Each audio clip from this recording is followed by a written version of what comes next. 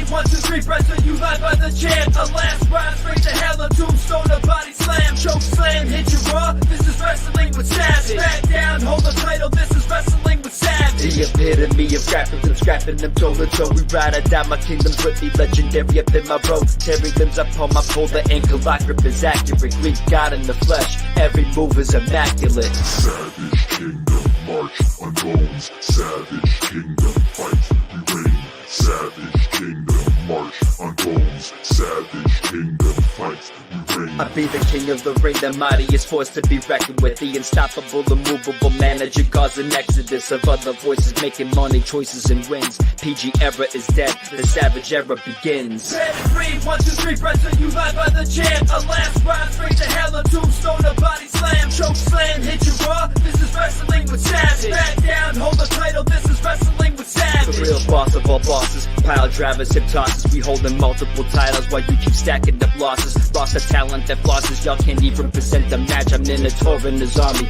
breaking backs upon the mats. Savage kingdom, march on bones. Savage kingdom, fight, we reign. Savage kingdom, march on bones. Savage kingdom, fight, we reign. Meet the turnbuckle, top of my knee, and then my bare knuckle skills supersized. You don't even wanna dare tussle.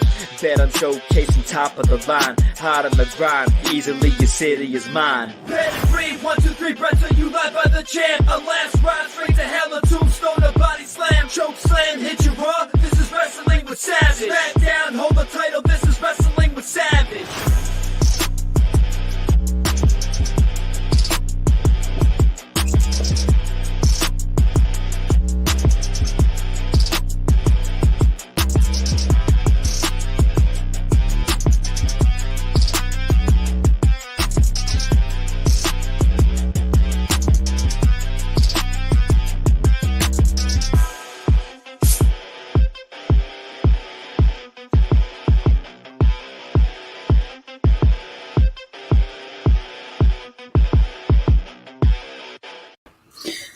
What's up, everybody? Welcome back to the show, the Savage Storm Super Wrestling Show. I can't see a... What's going on? I can't hear you. Live. Yeah, I know. Shit happens. I touch my mic, things get loose. That's called life. What's going on with you today? When you get up and you got to deal with life and everything they throw at you, no matter who it is or what it is, it doesn't matter, because I'm going to get the job done. I'm better than you and everyone you know. My name is Savage, and this is DJ Storms, and right now we're about to get into it because I don't give a shit about anything anyone has to say except what I want to say, which is SummerSlam was fucking great. We're going to get right into it, DJ Storm. SummerSlam was absolutely epic for me. Great night of professional wrestling from the beginning to the end. Every match was good. And I'll say, hey, I was right about every fucking pick, but I've been winning all week. So go ahead and let me know. The Liv Morgan, Rhea Ripley saga. We got our result at SummerSlam. You saw what happened. Dirty Dom, maybe the luckiest man on planet Earth right now. I don't know how. What is with Dom, man? He's getting every woman. I don't know how his wife is okay with all this, but apparently she is. What did you think about all the action that unfolded and the results and the drama of the opening match of SummerSlam? So obviously we had a little cat and mouse early on, but it ultimately turned into a very good match. And I have to give my credit to Liv Morgan. Right now, Liv Morgan is doing the best work of her entire WWE career so far. We got a very, very solid opening match, and we got the right outcome too. Liv Morgan retains with the help from dirty dirtbag Dominic Mysterio, as Pat McAfee and Michael Cole are calling him. And we ultimately got ourselves a very, very, very solid showcase for both women. Now we move towards Bash in Berlin, and I'm going to throw out a prediction right here. On August 31st, we could be looking at Dom and Liv Morgan versus Damian Priest and Rhea Ripley. And that's going to be the next chapter in the Rhea Ripley Liv Morgan saga. The only thing that I wish we would get more of with Liv Morgan, I wish she would wrestle more, because Liv Morgan is actually a very good professional wrestler. She showcased it here. The Oblivion kick out, that was a fantastic near fall for sure. But We got exactly what we needed to get in the opening match. And I do have to echo your sentiments from earlier. SummerSlam was indeed a great show. It was perhaps the best SummerSlam in the last decade. I don't think we've had a SummerSlam this good since SummerSlam 2014. And I'm glad we ended up getting a great SummerSlam, and it definitely made up for what happened last year. Yeah, we're going to get into that Braun Breaker in a little bit. Right now, we got a special guest here, and I'm going to let DJ Storms do the honors. We do have a special guest right here. Why don't we bring him on? Let's bring him on right now. Look at this guy. Ladies and gentlemen, you do not know who this guy is. This guy is Matteo Marcellos, and he is officially booked for my show this fall on October 19th, 2024. Battle in the Borough, the first wrestling event in the Elmwood Park Rec Center in over 5 long years. Mr. Marcellos, thank you very much for joining us here on this fine Thursday evening. How are you? Thank you for having me. Thank you for having me. Good, I'm good. It's a rainy day, but just waiting. Just waiting for that day. Just waiting for the show. Oh, trust me, it's going to be a big show, that's for sure. And Savage is indeed ready for battle. He is going to be live at the show, as is Matteo Marcellos. Now, Matteo, I actually want to talk to you. How long have you been wrestling here in the tri-state area? The tri-state area? About 5 years already. 5 years already. About 5 years, yeah. Now, what do you feel has been your toughest challenge here in professional wrestling? Because, listen, the tri-state area, obviously, it's big in the professional wrestling scene, but the tri-state area, it's a pretty nasty area. But I'm sure that you've really gained a lot of toughness. You've really gained a lot of lessons over the course of the last couple of years. But what have you learned from wrestling in the tri-state area for the last 5 years? What I learned: don't trust everyone. Well, that is for sure. That is the truth. But I myself, coming from Maturin, Venezuela, I know how to navigate any jungle that I'm in. Yeah, there's a lot of sharks out there. Don't trust anyone's a very smart piece of advice to give anybody, especially in the wrestling business. And you look like someone that likes to make money. Oh, I do. I love to make tons of it. Keep up the good work. Let me ask you this. What does it mean to you? Because this is your debut in the Elmwood Park Rec Center, and I was referred to you by one man by the name of El Oso Blanco. Hopefully, he should be joining us here very, very shortly. And he told me about you. I didn't know anything about you, but I did some research on you. I saw how much work you've put in to make sure that you are the best at your craft. So I want to get your opinion on this. What does it mean to you to be wrestling in the Elmwood Park Rec Center for the first time in your career and being a part of the first ever professional wrestling show in the Rec Center in over 5 years? Well, I personally love being part of history. As the first Latino to wrestle, just wrestle in general at Hitchcliff Stadium. That was a mark for me. So now this one's just another on my mantle right there, debuts. You're going to have your own Colombiano, Venezolano, la más malo, el más guapo, el tramposo de Maturín. Aquí. I'm loving it. I'm definitely loving it. That's for sure. What would it mean to you to get a victory here in the Elmwood Park Rec Center in your debut and possibly gain new fans over the course of this entire event? It would mean a lot. Personally, it would mean a lot. But de verdad, the truth, come from a long line of luchadores. So for me, it's just a battle.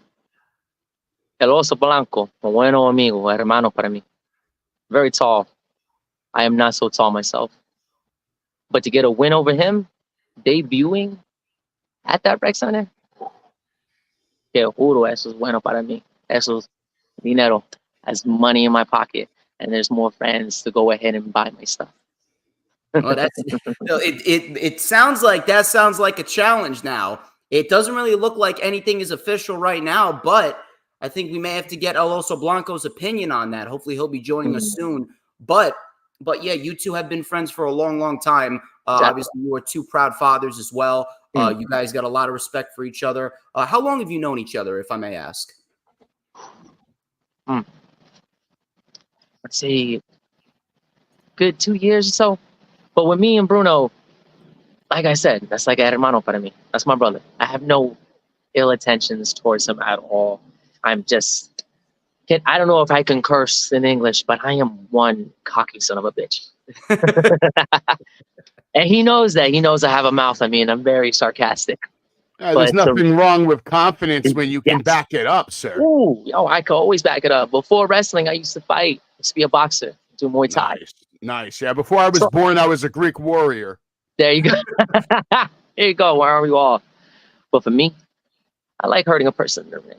But now I get to do it a little bit more technically sound. I like it. This guy sounds like a winner, man. This guy sounds like a winner, man. I might have to send you some jobs. I got a couple of people you can hurt. I got a long list of people you can hurt, my friend. Ooh, I would love to hurt them. I don't care it is as long as I'm getting paid.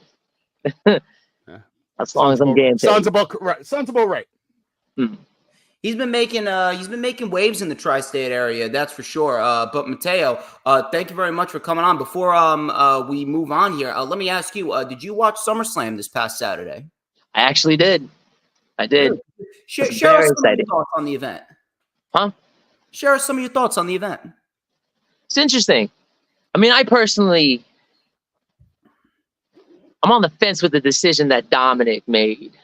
I'm so sorry. I mean, if I was to get chicken nuggets and a PS5, yes, I would definitely drop the side chick for the other side chick. Let's be honest. Let's be real here. That's what they were. What was your favorite match of the night? My favorite match of the night? Honestly. Favorite match wrestling-wise and favorite match story-wise? Favorite match. That's what it comes down to. Yes, it does come down to that right there. Story-wise, I really like Damian Priest's match. That was, for me, everything flew in very correctly, and this is how it happened. And Gunther had to, he had to be the champ. He had to be the champ. Yeah, it was a matter of time. It was a matter of time. Performance was stellar. Oh yeah, just the ring general. And he busted Gunther's chest open. I don't think I've ever seen Gunther actually busted open from someone else chopping him. Oh my God, yeah, no, I wouldn't want to get shot by either one of them. But if I would, I would definitely try to give them that receipt right back. Well, we might as well pick up where we left off since we're talking SummerSlam. What did you think of Braun Breaker and Sami Zayn? Obviously, Braun Breaker absolutely obliterated Sami Zayn. We all saw it coming. I think it should have happened sooner, but yeah, it's okay. It's a matter of time. He was poking at the bull. He was poking at a bull, and classically say you mess with the bull, you get the horns. And literally, Braun just went right through him and got the Intercontinental title. 5 minutes, I believe. Unbelievably quick match, and he won the match in emphatic fashion. I knew that this was going to take place right here. It only made sense for Braun Breaker to win the championship. Sami Zayn, in my eyes, he could very well be on Roman Reigns' team when we get to Survivor Series War Games. Could very well be Sami, the Usos, Roman, and Cody versus Solo's bloodline. But where do you think Sami Zayn is heading, Marcellus? I'm not sure. Open road for him. A lot of opportunity. I wouldn't go back and get the title back. He's headed to a tag team with Jey Uso. That's where he's headed. That's where he's going to head? 100%. I can see that. First of all, I know everything that's going to happen for the next 15 years. First of all, because I'm that damn good. I know what's going to happen for the next 3 years. But the other 12 years, I'll be the one that's making it all happen. God damn it. Don't listen to Storms. Storms has no fucking clue. No. Dude, I'm DJ motherfucking Storms. I know You're exactly. nowhere near my level, Booker, man. Let me tell you something. I can book a wrestling show better than you can do this. I bet you Mateo's met some real scumbag bookers in his day, have you not? Oh, yeah, for sure. You got a story that, let's not drop any names or anything like that, but maybe a particular scumbaggy little story dish we could have here. Maybe get you viral on the wrestling news networks. Maybe I'll tell Marty Jannetty about your little story, and then it will go viral tomorrow. Before that, though, before we get into the dirt, we got somebody else here. I'm going to give him the full screen because I don't know who the fuck this is yet, but he looks pissed off. Whoa, hold on. He's smoking a J. Yeah. Holy shit. For those of you that do not know who this man is the 7-foot-tall Meadowlands monster known as El Oso Blanco. Mr. Blanco, thank you very much for taking the time to come on the stream. How are you tonight, sir? I've been better. How are you guys? What's going on, brother? Well, Mr. Blanco, I'm actually glad you came on. Fun.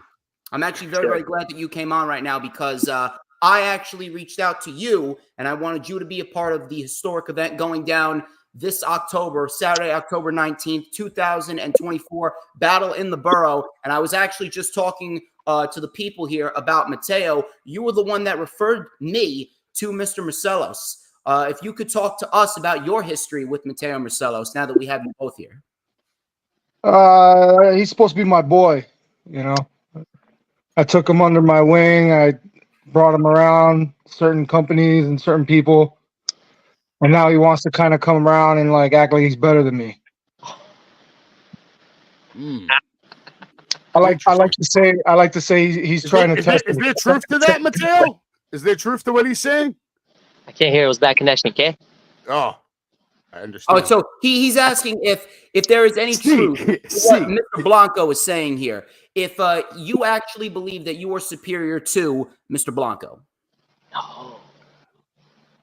What made you get? Where'd you get that impression from? I bring you around my peoples, but you never bring me around your peoples. I see you winning championships. You know, like you don't talk to me as much anymore. They asked me who I wanted to work, and you were the first person that came to my mind. That's true. That is true. This ain't entertainment anymore, bro. This is about making a point. I think I need to check you just a little bit to bring you down a peg or two from where you think you are. And that is true. Actually, I was talking. What do you have to say about that, Mateo? I'm staying pretty nice where I'm at. I don't think I want to come off to where I'm at anytime soon. Okay. And Bruno, how do you feel about that? He seems like to not give a fuck about anything you're saying right now. Yeah, it's cool. He's gonna give a big fuck once we're face to face in the middle of that ring. Well, I'll tell you what. Nothing is official yet, but you know what? Shut your ass up. There's two men here. They're pissed off. They need to fight. Savage, let me say what I got. He's not pissed off. Look at him. Look at his cocky little fucking smile. I bet you Bruno's going to smack his ass the day he sees him. Look at this. This is real. You got to book this. All right, listen. Since we're live right now, we're live across multiple platforms right now. We may as well make it official. Obviously, no one wants to come on here and listen to these two bicker like teenagers. I'll tell you what they want to see. They want to see these two fight. So I'll tell you what. I'm going to make it official right here, right now. On Saturday, October 19th, at Battle in the Borough, both of you are going to make your debuts in the Elmer Park Rec Center, and it is going to be Mateo Marcelos versus El Oso Blanco. No, we're gonna have to update that graphics then, bro. Yeah. Yeah, no, this is exactly what I wanted. And you know what? I don't need to talk a lot of shit. Me and Mateo have been through a lot. We've been on the road together. We set up pretty much every goddamn company that runs out of the Mecca in Richfield Park that ring has been touched by me and that man right there. And it got to a point where, I don't know, man, things kind of went a little bit too much to the left with him. He started acting all Mr. Big Shot, just like everybody in this industry. Once you get a belt around your waist, you act like you're, you know, God's gift to the fucking wrestling industry.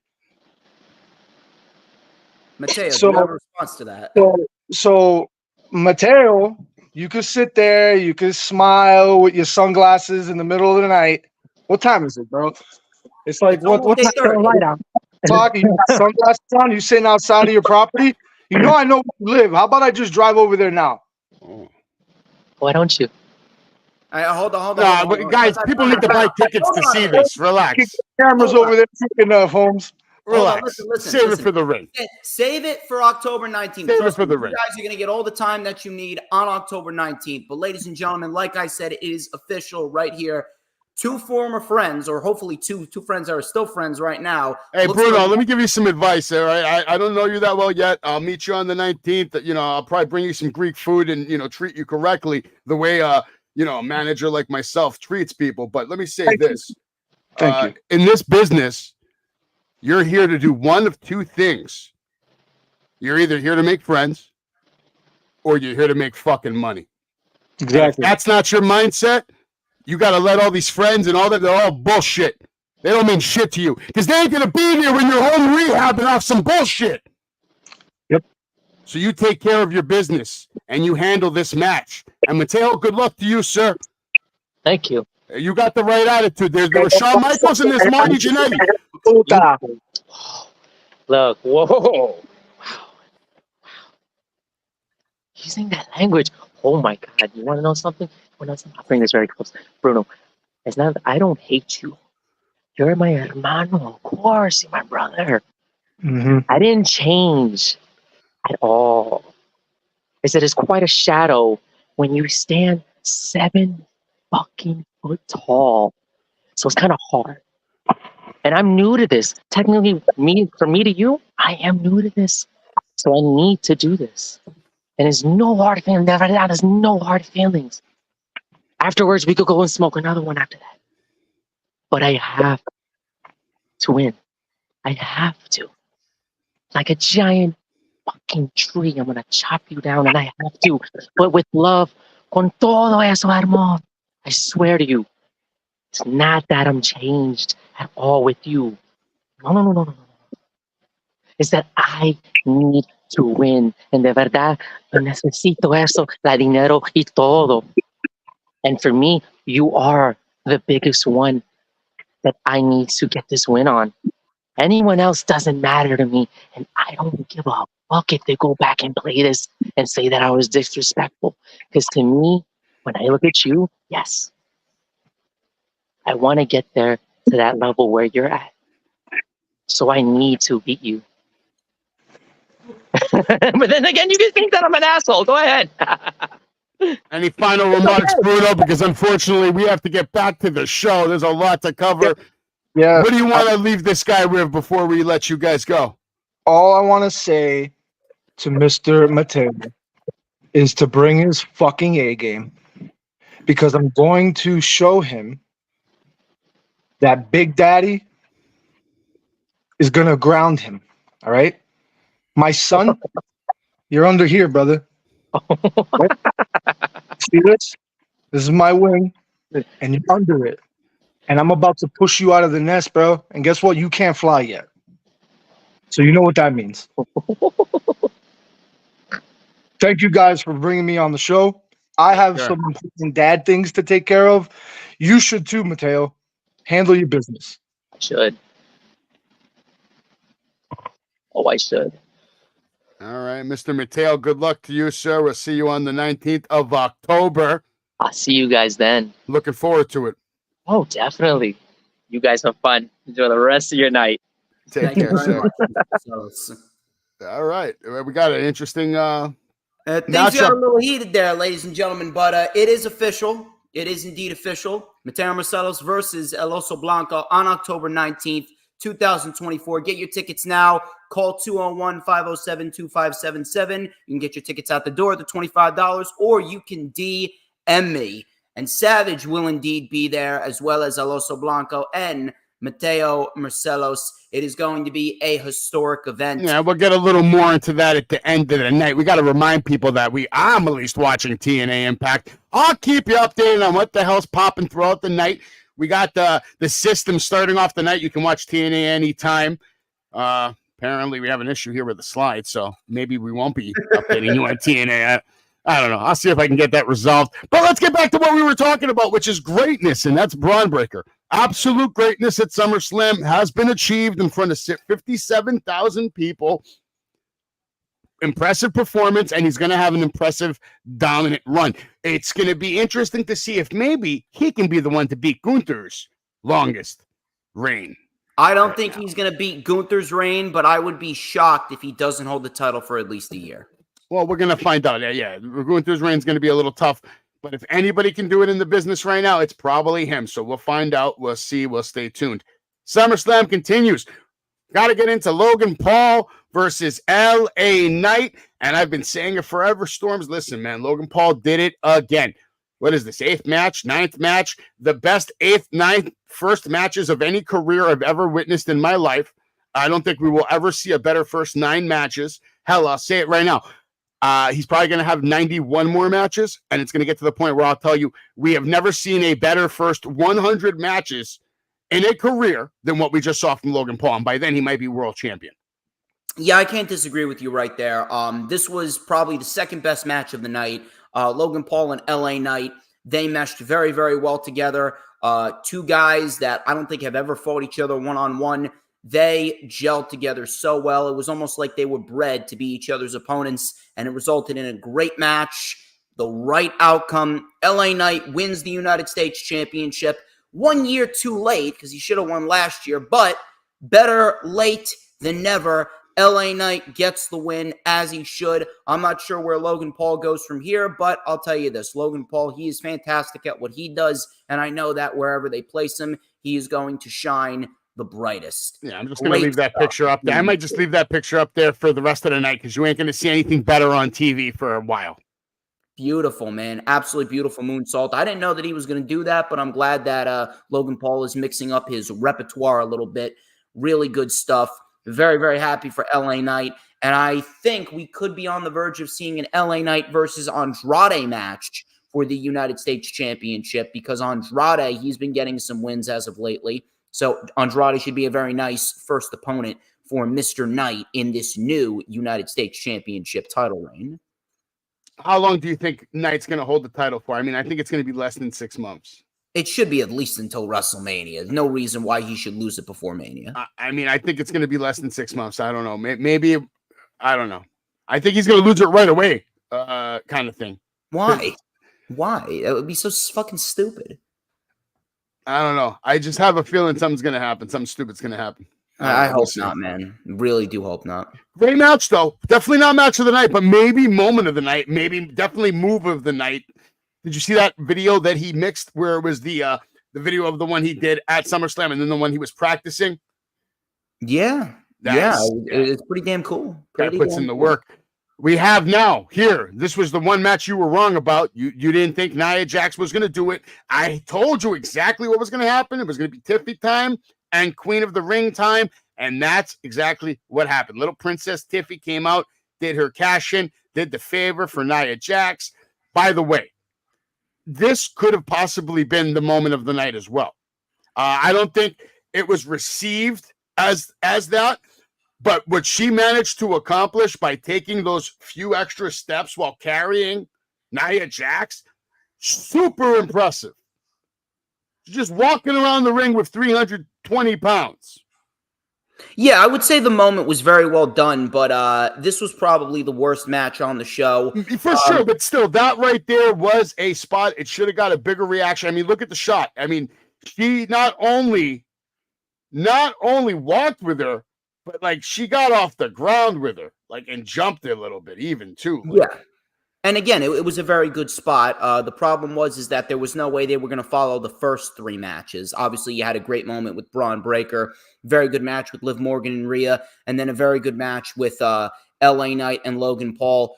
Nia shouldn't have won. Listen, well, she did. I told you this is what we're going to see. I saw when we were filming it. I saw here, motherfucker. Listen. I'm not a motherfucker anymore, but my wife doesn't even want to have sex right now. It's like she's tired, man. You got to be able to have to call me that. Like, so it's not today. Maybe a month ago you could have called me that. I do appreciate Nia Jax. I respect the fact that she's gotten better. I would be an idiot to say that she hasn't gotten better.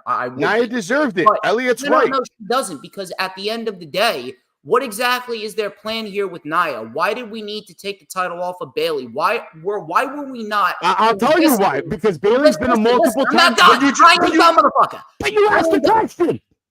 I ain't done. You asked the question, bro. I know, and I'm still talking. I'll tell you when I'm done. God damn it. You have all the time throughout your week on your channel. Let me talk here. I'm the guy that gives you the good analytical takes. Nia Jax has improved, but why is it that you're not going to invest long-term in Bayley's title reign when there could have been a lot more mileage to it? You had so many opponents on SmackDown that they haven't even tapped into. And regardless of Nia's improvement, Nia hasn't done anything in order to actually earn a championship match. Not to say that she didn't earn it through Queen of the Ring, but Nia's already an established individual. So it's okay for Gunther to earn it through King of the Ring, but it's not okay for Nia to earn it through Queen of the Ring. I'm talking about from a star perspective. From a star perspective, Nia is already established. Nia didn't need it. I have no problem with Nia getting the title opportunity, but she didn't need to win the championship because, A, Bayley never even got started with this title reign. It was a forgettable title reign that did not get any showcase whatsoever. And then number two, what exactly is the plan? Are you telling me, are they telling me that they're going to build up Tiffany Stratton as a babyface to take the title off of Nia? I'm going to let everyone off with a very, very tough pill to swallow for some people. I don't give a fuck how many people are cheering Tiffany Stratton. Tiffany is not a babyface. She is a heel. She's the pretty mean girl heel that's getting a fucking $2,000 mani-pedi at a salon. Nobody wants to cheer Tiffany Stratton in real life. The crowd loves her because she's great in the ring, but she is a heel character. You're not going to get a heel-on-heel character like that and make it work. Sami Zayn and Roman Reigns, don't even try to compare it. That's a completely different story. Nia shouldn't have won. Are you done yet? Yes, I'm done. Go ahead. All right. I'm so happy that you're done now so I can just tell you the real truth, my truth, and that is this. She is Samoan royalty. She is part of the Samoan dynasty. She is the current queen of the ring. And yes, The Rock definitely pulled whatever strings he wants to, because I saw his mom there congratulating her. So this was already predetermined long ago before any of your thoughts, concerns, worries, or whatever. All of that's out the window because the final boss wanted it so, or at least the final boss's mother wanted it so. And what she wants, she gets. Nia Jax is your winner. Tiffany Stratton is a heel. You are correct about that. But that was already obvious. We all know she's a heel. But people are still going to love her because she's beautiful, she's talented, and she's entertaining. And the two of them together, like any other faction, factions are either good guys or bad guys. You don't have factions with one good guy, one bad guy. Factions are factions. They're both heels. We know that. They're not even a faction. They already said it's the queen and the princess. That's the whole story. The way they phrased it the other week on TV, I just saw the way. I was like, oh, they're gonna run with that.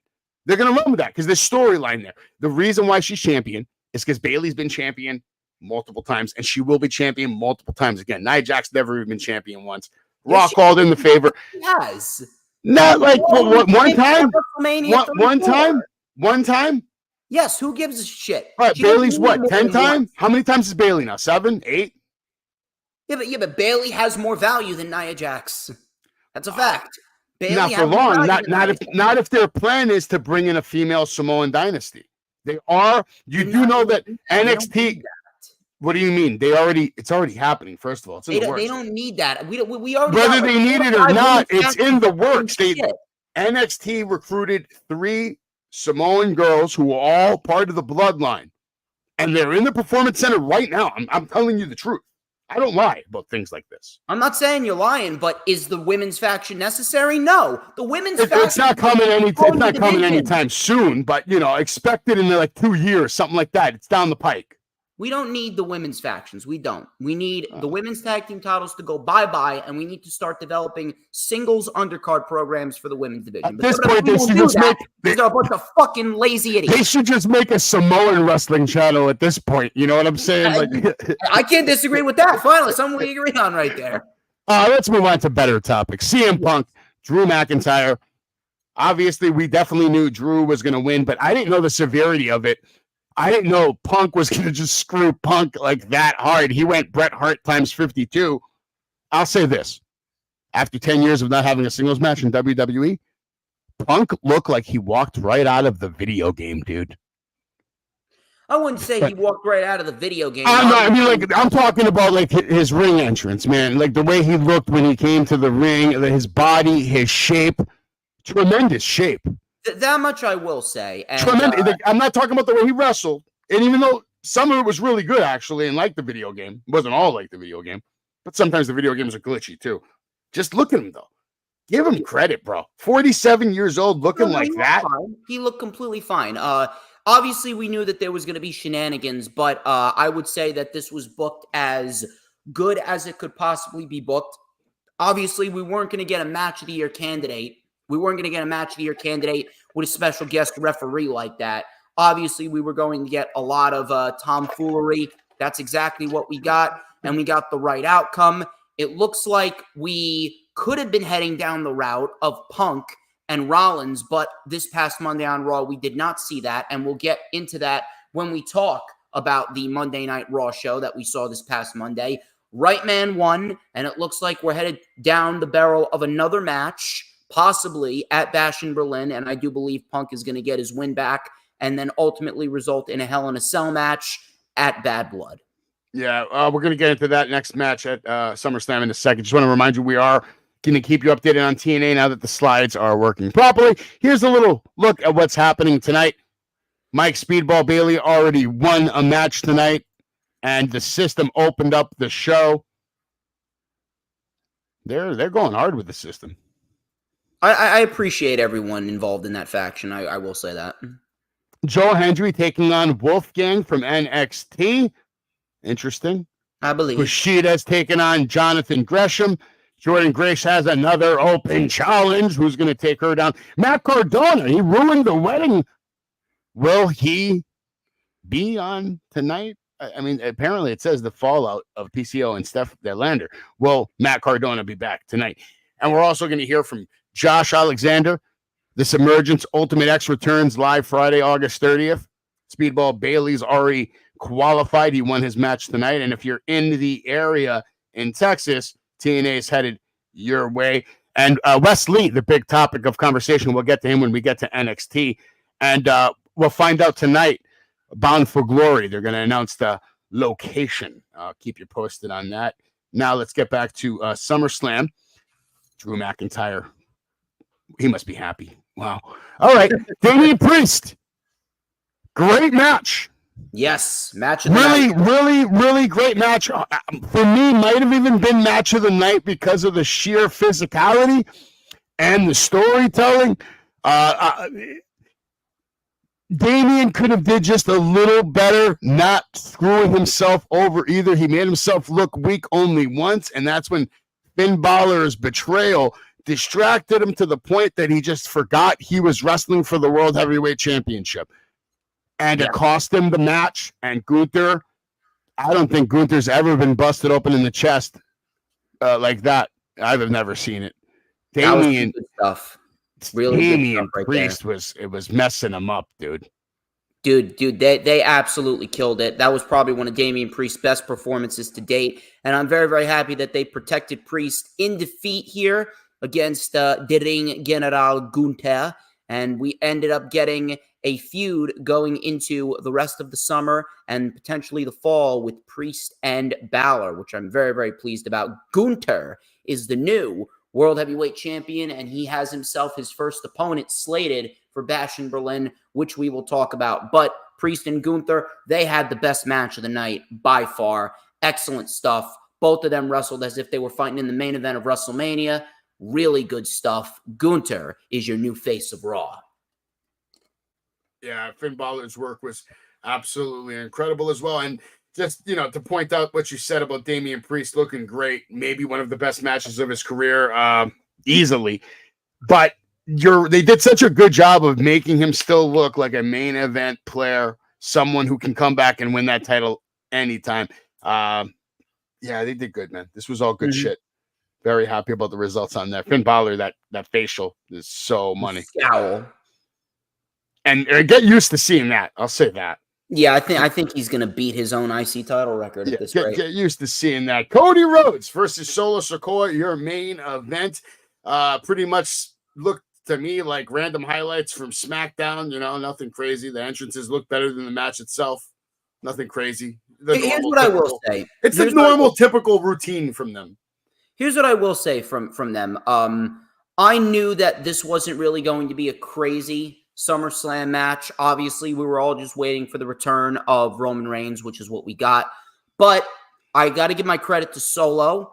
Obviously, this is hopefully his first of other main events. He's still not ready, but I will give him credit. He didn't botch. He didn't fuck up. He did not look nervous whatsoever. He hit all of his moves, how he needed to hit his moves. He did exactly what he needed to do. And to that, I got to give him my props. I give him his flowers. Everything happened exactly how it needed to happen here. Obviously, typical interference from the bloodline, Kevin Owens and Randy Orton. Jacob Fatu looked fucking amazing here, doing his thing. Amazing? That might be the best picture of a wrestler I've ever seen in the air. Look at his body. I mean, look at and I'm sure you've seen him in action live, right? I've never seen him in action live. No. Really? Wow. I got to see him live so many times because of Battlefield and Outlaw and a couple other spots. But, dude, the difference between his body from when I was watching him wrestle, I mean, I can pull up video after video. I probably have 150 different videos of this guy wrestling over the last 3 years. The difference, just the body, the change, the transformation. And by the way, he's not even hurt, bro. He fooled everybody. Oh, no, I know he's not hurt. Come on. The whole thing was a nasty work. I thought he was hurt too for a minute. He got me. I know he got you. He got everybody for a minute or two. He did. Great job. Great job. But what was it for? It was to avoid having confrontation with the one they call the OTC, the original tribal chief, Roman Reigns, possibly the greatest champion in modern day history. And look at him. Superman punch. Spear. He's back. Gives the nod to Cody Rhodes. Cody gets the 1, 2, 3. But he's looking back like he's like, oh, I know I'm going to have to... I'm gonna have to give this guy a title match now. He just saved me. That'll be after Roman and Solo get into their feud. I do believe we're gonna see Roman Reigns versus Solo Sikoa at Bash in Berlin.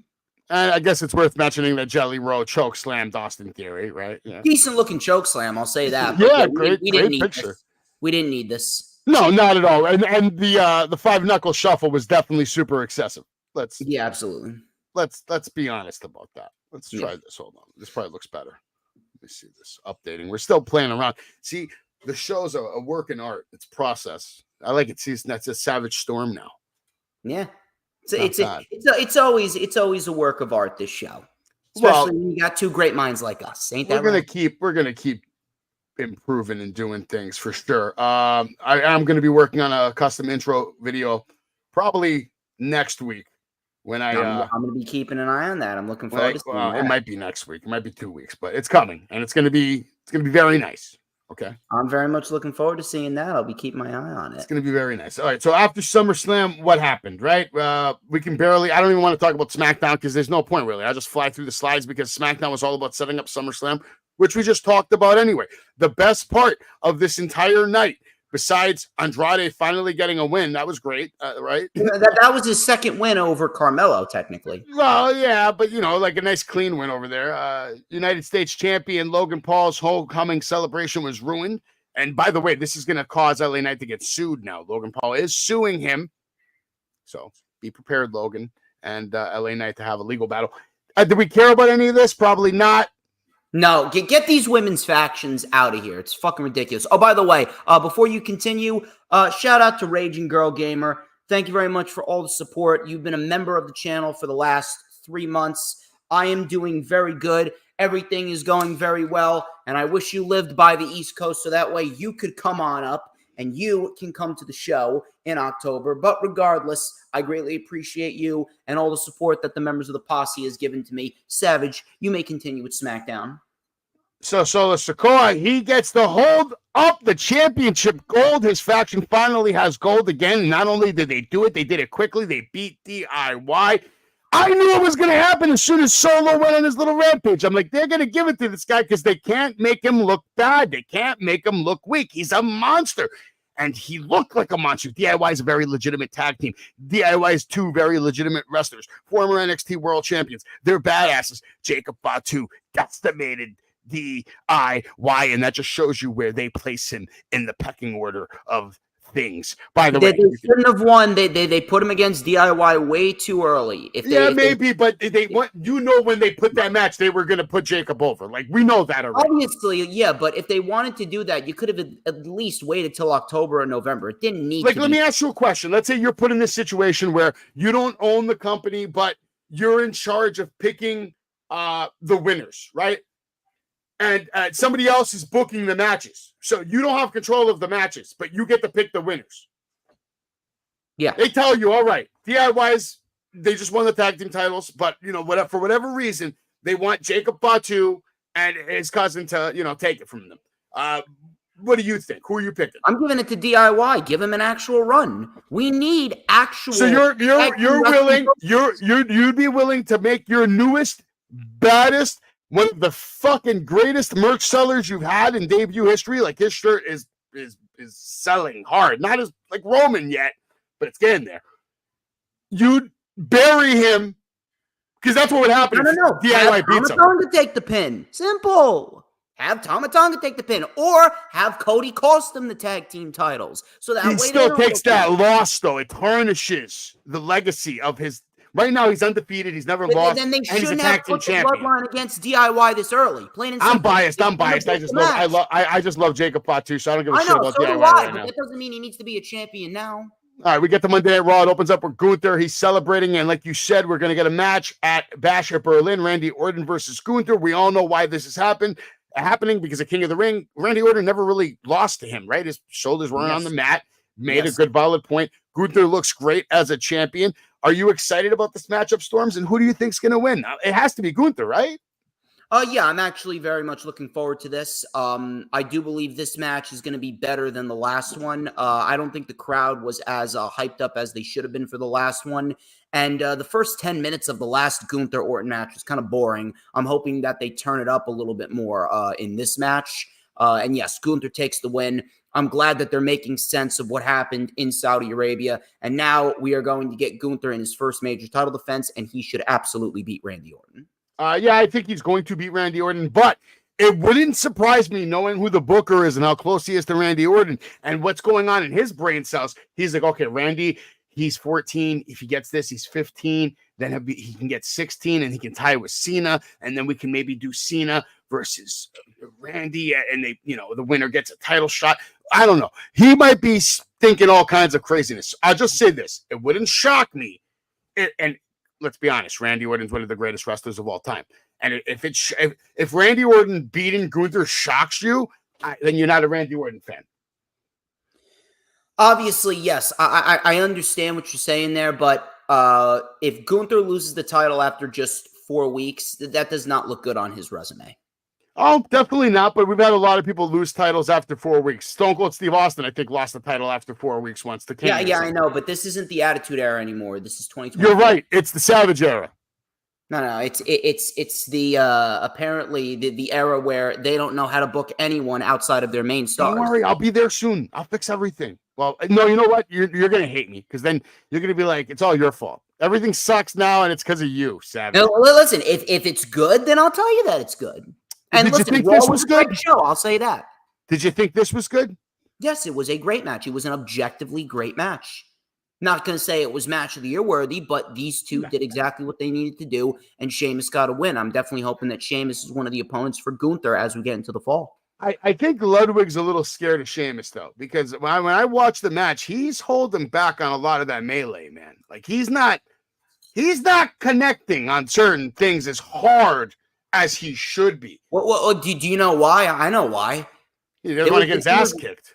No. There was an interview with the Big Show back in the day, and Big Show said, try punching Sheamus. It's like punching cement. Ludwig Kaiser probably doesn't want to break his hand on Sheamus's chest because Sheamus is as hard as a fucking boulder. Yeah, he is pretty well built. He got himself in excellent shape after that, debacle a few months ago when fans were going crazy because he, gained a little weight. He still looks great. Look at him. Getting wins, too. 2024, Sheamus getting wins on Raw. And here's a picture of your new Judgment Day. Judgment Day 2.0, Judgment Day Live modification. I don't know, whatever you want to call it. They're new. They're improved. They're the Judgment Day. What do you think? You like them? I'm liking it. I'm definitely liking it. And we got a very good promo with Damian Priest and Finn Balor. Love that Finn Balor brought up last year's SummerSlam where he was going to win the World Championship, but Damian Priest fucked that up.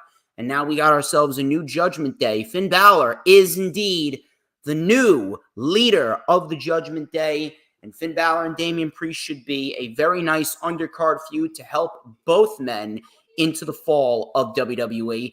And Damian Priest, He's become a full-fledged babyface. Very, very happy that they finally got Priest over as a mega babyface. I'm going to make a bold prediction and say if this goes well, because they have quite a mix of talent here. You got Carlito, who's the veteran. You got JD McDonough, who's the newcomer, but he's a stud.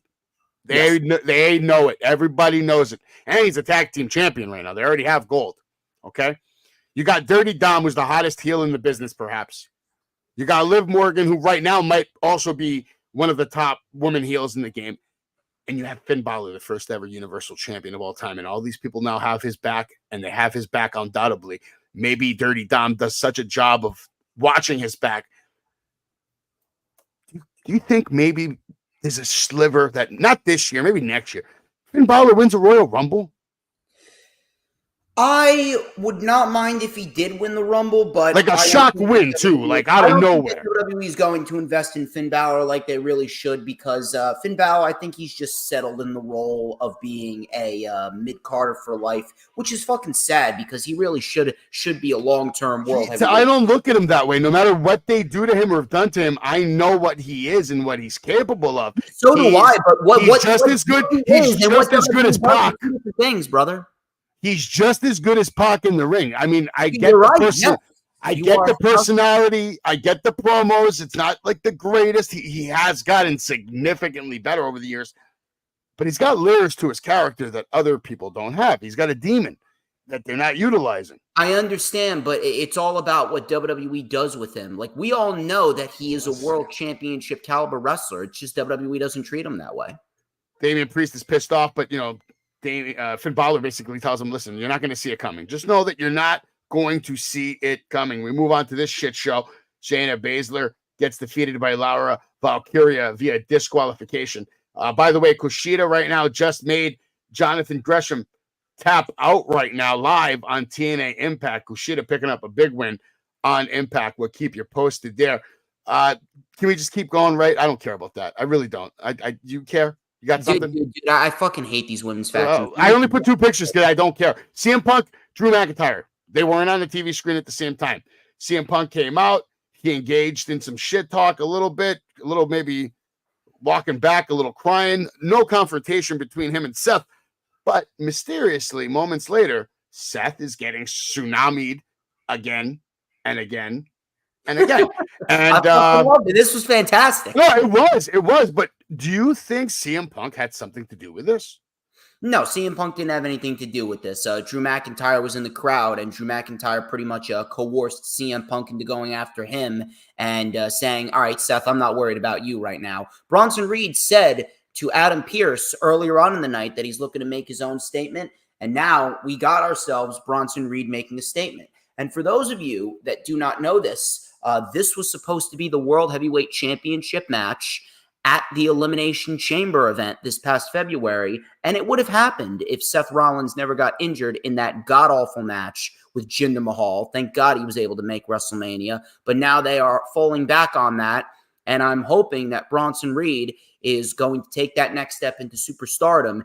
Now, for anyone that is wondering, well, why did they have Bronson Reed do this to Seth Rollins? This is Seth Rollins' role now. I've been saying this ever since his contract was reportedly up in June, and I said that I would rather have him go to AEW because there are more opportunities for Seth Rollins there.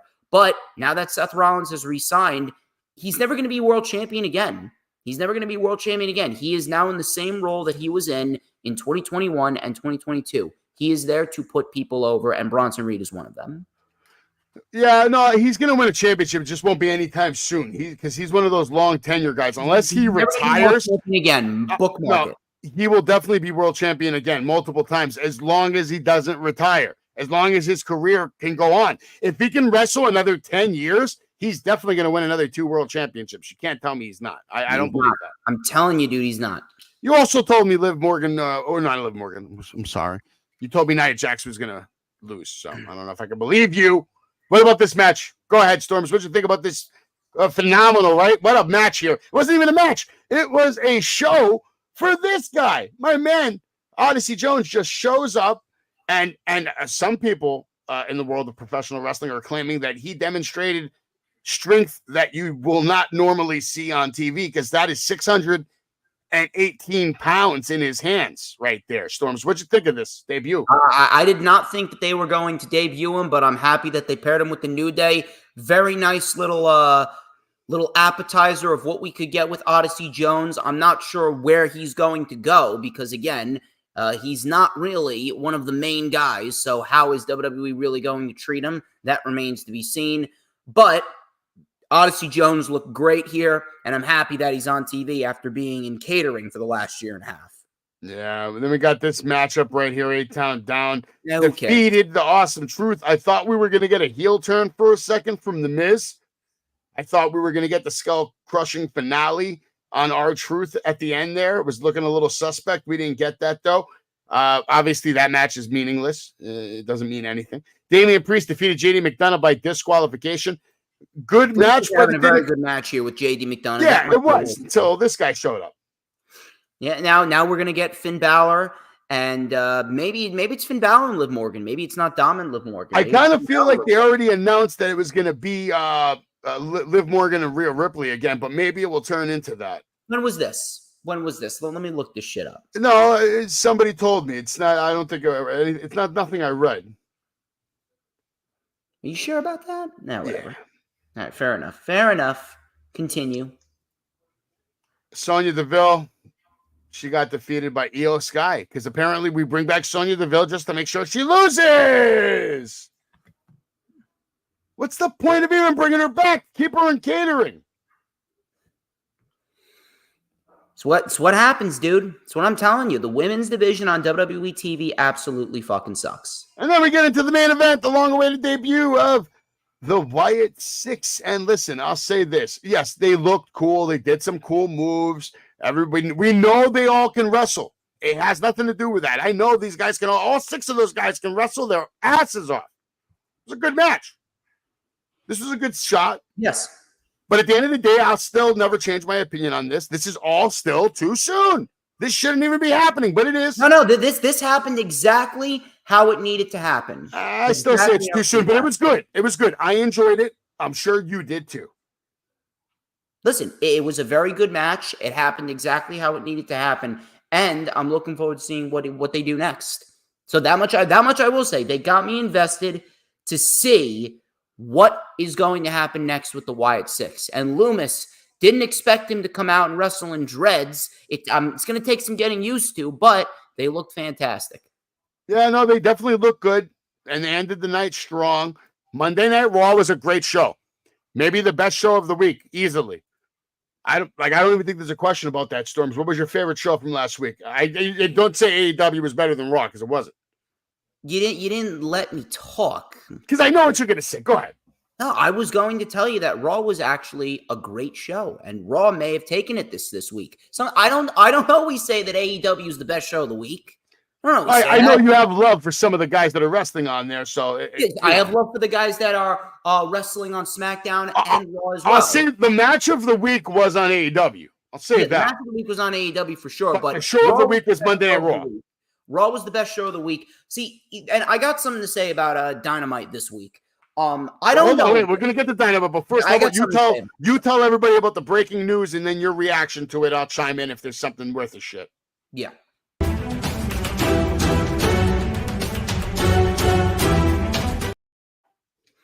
Joe Hendry hopes to have a guitar off with The Rock. I don't know about that. We're gonna have to see. Dwayne's ego may get in the way of that one. Finn Balor claims that there are no egos in the new Judgment Day. I don't know. We'll see about that, Finn. Seems as though Dom is getting a pretty big ego since he's got Liv Morgan in his corner. Captures CM Punk for hunting for Drew McIntyre backstage after all. I mean, this is obvious. They're playing up to the storyline. No surprise there. Braun Breaker declares he is the hunter. I mean, who's going to argue with him? He's fantastic at what he does. He's a beast in every sense of the word. Files lawsuit against LA Knight. Obviously, nothing more than storyline purposes. We're probably going to get a rematch at some point. When? I don't know. But no, it's a real lawsuit. LA Knight's a piece of shit, and he's going to pay what he did to Logan Paul's car. I don't know about that. Hulk Hogan expresses desire to work with Roman Reigns. If he could, he probably would. It would have probably been a decent little Legends match. Obviously, nothing match of the year worthy. It probably would have been another Hogan Rock scenario from a crowd perspective, that is. By the way, anyone that says the match between Hogan and Rock was a quote-unquote bad match from an in-ring perspective, it wasn't bad. I've watched it before. I know what a bad match is. It was a basic match, not a bad match, but the crowd reaction did make it better than it was. That was like the best WrestleMania match of all time as far as crowd I know, reaction that's goes. Undertaker Shawn Michaels, WrestleMania. As far as 25. crowd reaction goes, that was the best match of all time. There's no other match has ever had the crowd reaction that Hogan and Rock did. Not Undertaker, even close. Shawn Michaels, WrestleMania 25. Not even close. Not even close. Look at the front row. Back to back. That arena was shaking. Look at the front row Nothing is stronger than Hulkamania. during Michaels Undertaker 1. Shawn Michaels dick licker. Yeah, I said it. And guess what? You're a Hogan and Rock dick lickers. No way. Hogan's up just your the ass. greatest of all time, though. Shove it up your hairy ass. All right, let's get back to the breaking news. There you go. Eric Bischoff says Mercedes Moné should be terrified of losing her spot after AEW rated. No. Obviously, he's an idiot. Eric Bischoff has been an out-of-touch idiot. He's just jealous. Tony Khan is doing something that he can't do, and that's build a long-term successful wrestling company. Mercedes is going to be on AEW for a long, long time, and she's going to get a consistent spot on TV. If I was Mercedes money, I'd be more terrified of starving to death because you look hungry. Eat some food. Maybe she does eat. Who knows? Maybe she has like a killer fucking ab workout. Who knows? Maybe. I don't know. Listen, I wish I could have an abdomen like that. That much I will say. Dude, you're skinny. You just have to do sit-ups and you'll get abs. You're right. I need to make time for that. Eric Bischoff accuses Tony Khan of desperately trying to emulate Vince McMahon. How? That's the one thing that I'm asking. No, come on, listen, stop. That's every booker. Even you. No, I'm not trying to emulate Vince McMahon. Vince McMahon is the first. Of course you are. You are trying to make a wrestling show. I ain't trying to emulate no one. You know what I'm trying to be? One and only DJ motherfucker. That's who I'm trying to be. It is because of Vince McMahon and all the hard work he put in the golden era that made your dad a fan. Your dad was a fan, yes? Who got you into wrestling? Daddy? The Undertaker. It ain't Vince McMahon. Was it your daddy? Yes or no? Did your daddy get into wrestling? And then you got into wrestling. Is that the way it went down, yes or no? It's the way it worked out for a lot of people. Okay, so the answer is yes, bitch. So say yes. So Daddy watched wrestling, and he watched the WWF, and he loved that shit. He loved it so much that now you fucking love it because it passed through him and it went to you, and that's because I don't love it because of Vince. I sure as hell don't love it because of Vince. Whether you know it or not. Oh, you know what? Instead of me losing my mind, let me just say this. I just saw Steph DeLander in a bikini, and all is well. Fair enough. And now it's time for the we don't know yet, but it's the open challenge time for what's her face? Jordan Grace. And it looks like what's her face? I don't even know who the hell that is. Someone's in the ring challenger. When I find out who, I will let you know. Back to the breaking news. Yeah, there you go. But yeah, Rosemary. Eric Bischoff is just saying shit for the sake of attention. All he has is a shitty ass. Well, that's always, that never changes. Brian Danielson reveals relationship status with CM Punk after AEW firing. I didn't read this report. What is his status? Oh, they haven't talked to each other since CM Punk got fired, and that's simply because of legal issues. So they still haven't talked to this day. To be quite honest with you, I don't really blame them. Besides the legal issues, they got their own shit going on. Oh, yeah. They're both in major storylines. It's true. On it. It is true. They're both in major storylines. TNT Overdrive featuring AEW talent debut this week. Hey, listen, if AEW talent is crossing over to a new TNT show, and they're doing something with the real world, crazy ass moments with adrenaline junkies. Hey, go for it. We already knew that one. How about this one? Zilla Fatu missing indie booking. Not a good look for Zilla Fatu, man. I understand you want to watch your cousins over at SummerSlam, but you got to be loyal to the people that book you. You can't no-show. Well, I didn't think it said anything about going to enjoy the show. I think, someone might have told them, listen, you might want to be on deck because maybe something happens and they change and they want to use you. You got to be here. The only way you get opportunity is if you're there for the opportunity to be taken advantage of. Canceled the booking. He shouldn't have been booked. Yes, but let's say you're Zilla Fatu, and then the day of SummerSlam in the morning, you get a call from one of your, Samoan cousins, and they're like, "Listen, there might be a spot for you tonight. There's no guarantee, but it won't happen if you're not here. That's for sure." Then you call the indie place and tell them. Yes, of course he did that, and they probably still burned him alive for it. They don't care. When did he do that? I didn't see a report that he did it. Listen, I'm sure he communicated. You're assuming. I'm not assuming. I'm guessing based on my experience in this business. I deal with more bookers, managers, agents because of my client Marty Jannetty and all the different bookings we've done throughout the years together. I've dealt with all kinds of people, and indie promotions have even someone I won't drop their name, but even someone isn't very nice, and they use names that they did communicate with me. Don't use my name. And then they still go ahead and use their name. Just like when a wrestler calls up and say, "Hey, listen, I got a funeral to go to. I'm wasted. I can't make it. I don't feel good. WWE just called. They said they might need me on standby." They don't care because you're booked for their show and they're taking it personal. They go on the offensive. They go on the attack. They try to hurt you. That's what a lot of them do. It's like 50-50. I'm just being honest. Well, that's not me. Footage of Undertaker and Randy Orton catching up. I mean, hey, two legends, two friends in the wrestling business. Pretty typical. I don't understand why that's really news, to be fair. Yeah, that's a good point. I didn't read the report. So what was the deal? What was their internal reaction? The internal reaction is that, listen, Shane McMahon's a genius. Listen, whatever he's going to do is very smart. They all know that he's a smart man. He understands wrestling. Even Tony Khan understands that he understands wrestling. And what do you think about Mark Henry's son, Jacob, now linking up with Triple H, officially signed with the WWE? Congratulations to Mark Henry and his family. Good on Jacob Henry. I'm looking forward to seeing what he does down in NXT. It should be interesting. See another Henry in WWE. Not just another Henry, but another Jacob. When was the last Jacob we saw before Fatu? Do you even remember another Jacob before? Jacob Novak, if you remember him. Who the hell is that? Guy from the original NXT. He was probably a loser, yes? Probably. I don't know where he is now. I don't think Jacob Henry's a loser, though.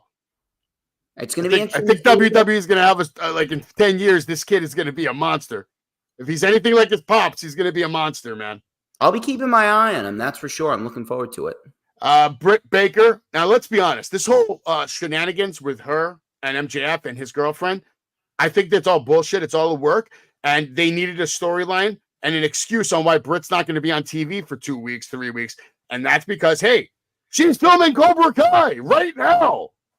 If it was a work, it's a terrible fucking work because it gained AEW a lot of negative traction in the eyes of the media. I don't think it's a work whatsoever. A lot of people thought the whole CM Punk Young Bucks shit was a work. This is not a work. Listen, I understand. It could be. It could be. You never know. But I'm telling you, it's not a work. And listen, I already commented on this on my show, but I may as well say it for the people that are, the listeners and the watchers of Savage.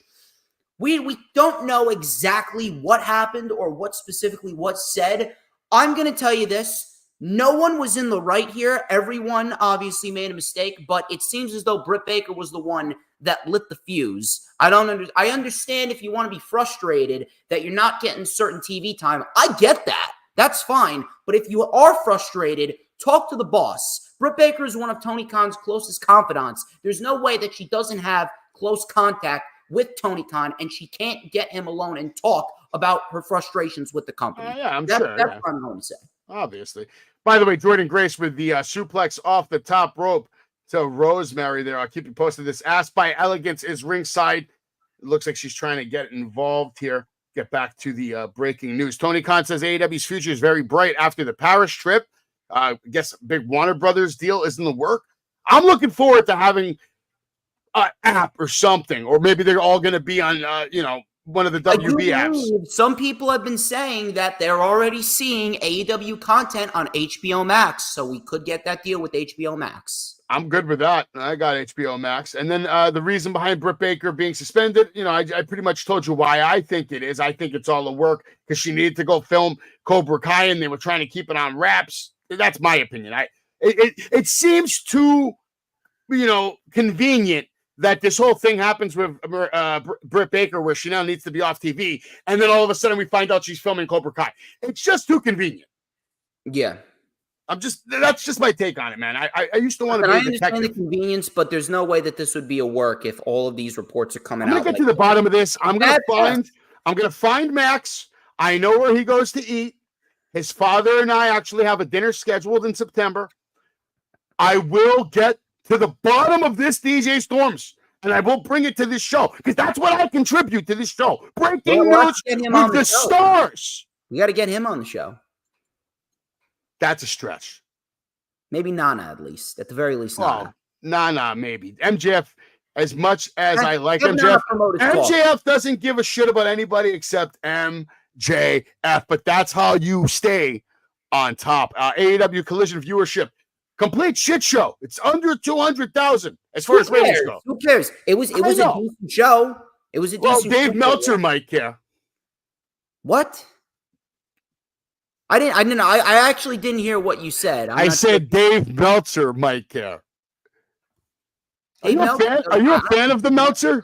It was a bad time slot. They did it so they wouldn't compete with SummerSlam. But I don't blame them. Talk about the ratings. Collision was actually better than Dynamite. Me personally, they need to stop all this wrestling on Saturday night. Bring back Saturday morning professional wrestling. God damn it. No, they don't need it. They need Collision to move Fuck to a you. I grew up and I love that shit. They need I get a bowl of cereal. Different weeknight. If they want to keep it on Saturdays, they can keep it on Saturdays. God forbid I have a night with my family. We did get a decent show for Collision, which was actually better than Dynamite, shockingly.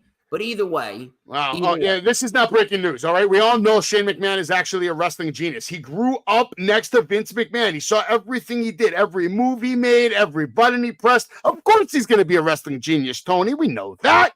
Bryan Danielson also open to working with Shane McMahon, and that would be cool, but from a backstage perspective, I think Bryan and Shane are going to work from a backstage perspective once Bryan retires. Maybe, but I just have a vibe. My spidey sense is tingling. I think Bryan Danielson's going to go home to the WWE, get into the Hall of Fame. He's not. If he's gonna get inducted into the Hall of Fame, but he's not wrestling in WWE. I didn't say wrestle, but he's gonna go back and work there.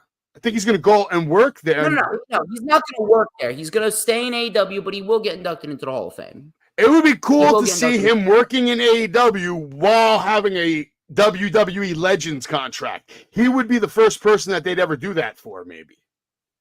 I don't know. It depends on what they want to do. Well, like how far can you? I don't know. It depends on the egos. It depends on the egos. I think you could still have competition with each other while still supporting each other. If you get what I'm saying, there should be certain. I'm sick of the competition, dude. I've been saying this for almost like 2 years now. now. Listen, it has to be a competition. Dead, you know why? Dead. I'll tell you why competition's good. Everyone needs to outdo each other because and forget about the WWE versus AEW. We're just talking about wrestlers who are having matches. These guys get opportunities on Mondays, on Wednesdays, on Tuesdays, on Fridays, or whatever, Saturdays, to go out there, have a match on primetime television, and get the whole wrestling world talking for the week. If you want to have the wrestlers competitive with each other, that's fine. I got no issue with that. But I'm sick and tired of these COOs and CEOs of these wrestling companies in competition with each other. Because guess what? The age of competition is dead, man. You know what really generates a lot of buzz in wrestling? Partnerships. Why do you think WWE partnered with TNA? Because they realized that competition is fucking dead. Although I still don't believe the partnership with TNA is genuine. I think that they're going to drain TNA dry and then fucking ditch them. But regardless, what they need to do is Tony Khan and Triple H need to understand that there's room in the wrestling industry for both companies. They need to suck it up. They need to stop being a bunch of petty fucking bitches. They need to stop the contract tampering, and they need to join forces for at least a once-a-year show. You want to share talent every now and then, you share talent every now and then. Enough with this petty competition. It's old, it's tiresome, and it's downright ruining the fucking community because there are so many fucking tribalists out there on social media and a bunch of fucking idiots that are trying to wish death upon both companies. Oh, that goes without saying, but that's going to happen regardless of them getting along, not getting along. People are always going to create their individual. At least we would have. Even my point is, even if everything was kumbaya land between WWE, AEW, and all these other companies, there would still be morons who would go to bat for one over the other and bias. They would slowly die out little by little. Unfortunately, the world is filled with way more people that are stupid than you know of. But you're right. But I love your optimism. It wouldn't be the prominent figures on social media. Are you ready to babble about NXT now? You want to talk about it a little bit? Sure, we could talk about it a little bit. We had Pete Dunne picking up. Maybe could you say maybe this is the biggest win in his career recently, at least? No, the biggest win. It's a big win recently. No, big win recently, yes, but of his career, no. I do think that Pete Dunne could be getting a championship match sooner rather than later. I don't know against who, but this was a solid match here with Trick Williams. I believe it was their first match working together. Trick actually looked okay. Pete Dunne, obviously, we know how good Pete Dunne is. Pete Dunne got the win. I don't know where he's going. I guess we'll have to wait and find out, but Pete Dunne gets the win. And I'm happy that we got ourselves Pete Dunne possibly getting into a prominent spot in NXT. Glory will be in Detroit. Breaking news. Detroit. Interesting. Good match, though. You're right. Definitely a good match. I'm curious to see more. Kiana Jordan, right? She beat Kalani Jordan, yes. Kalani Jordan beat Tatum Paxley. She defended her title. But we saw some crazy shit happen between Paxley and Shu. Shu came out with that doll again, and it looked like Paxley fainted. Pretty good match, but I thought Tatum had it for a second, but I was wrong. Yeah, that was a very nice near fall for Tatum off that 450. Very nice spot. Very, very happy to see that. We're getting a little bit more wrestling. I'm going to be quite honest with you. Out of the 3 shows, the NXT women's division is putting the main roster women's division to shame. Yeah. I do not believe that I'm saying that, but they got the NXT women's division on a decent. Well, listen, every time Charlotte Flair is not here, we go through a Great Depression of bad women's wrestling. It's just the way it is. Don't worry. The greatest human being of all time, Charlotte Flair, is on her way back.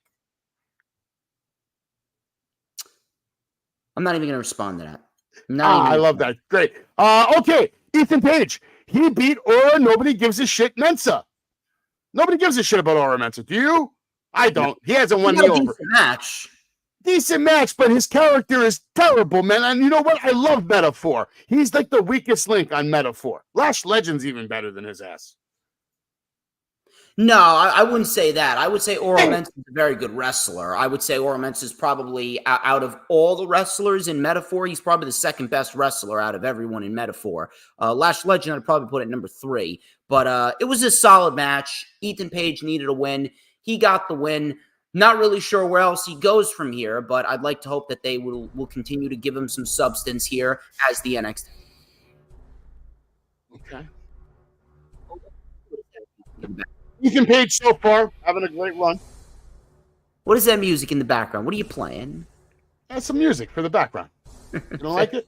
Fair enough. Joe Hendry. We certainly believe in Joe Hendry, and Joe Coffey, he didn't believe, and he suffered the standing ovation. Joe Hendry having a great match here on NXT, making a big statement, saying he'll show up here. You won't even have to say his name. He'll already be here. He likes it here. He's not going anywhere. He's a guy we need on this show. Joe Hendry, I'm actually going to meet him Sunday. Really? You're going to be meeting him on Sunday? Tell Joe Hendry I said... You want to come say hello to Joe Hendry? Probably not, because I'm going to be hitting the town. I'm hitting the town, actually, on Saturday and Sunday, and we are going to be, me and my business consultants, we're going to be hitting the local businesses. We're going to be gaining sponsorships for Battle in the Borough. Nice. Very awesome to see. How good did she look, by the way? Ren Sinclair has been impressing me. I met her a few years ago, and she was a very impressive meeting. Like, you could see how serious and how much she respected the business. Ken Anderson put her over tremendously when I was speaking to him about her work ethic and her ability to just get things fast. She looked good. And now she's a member of the No Quarter Catch crew after her win last night. Good on Ren Sinclair. I'm not sure what is going to come of her future, but hey, listen, you're paired in a faction here. Probably the best move for Ren Sinclair going forward. We'll see what happens. Maybe she could be the next NXT Women's North American Champion. Kalani Jordan, watch out. Good picture there, by the way.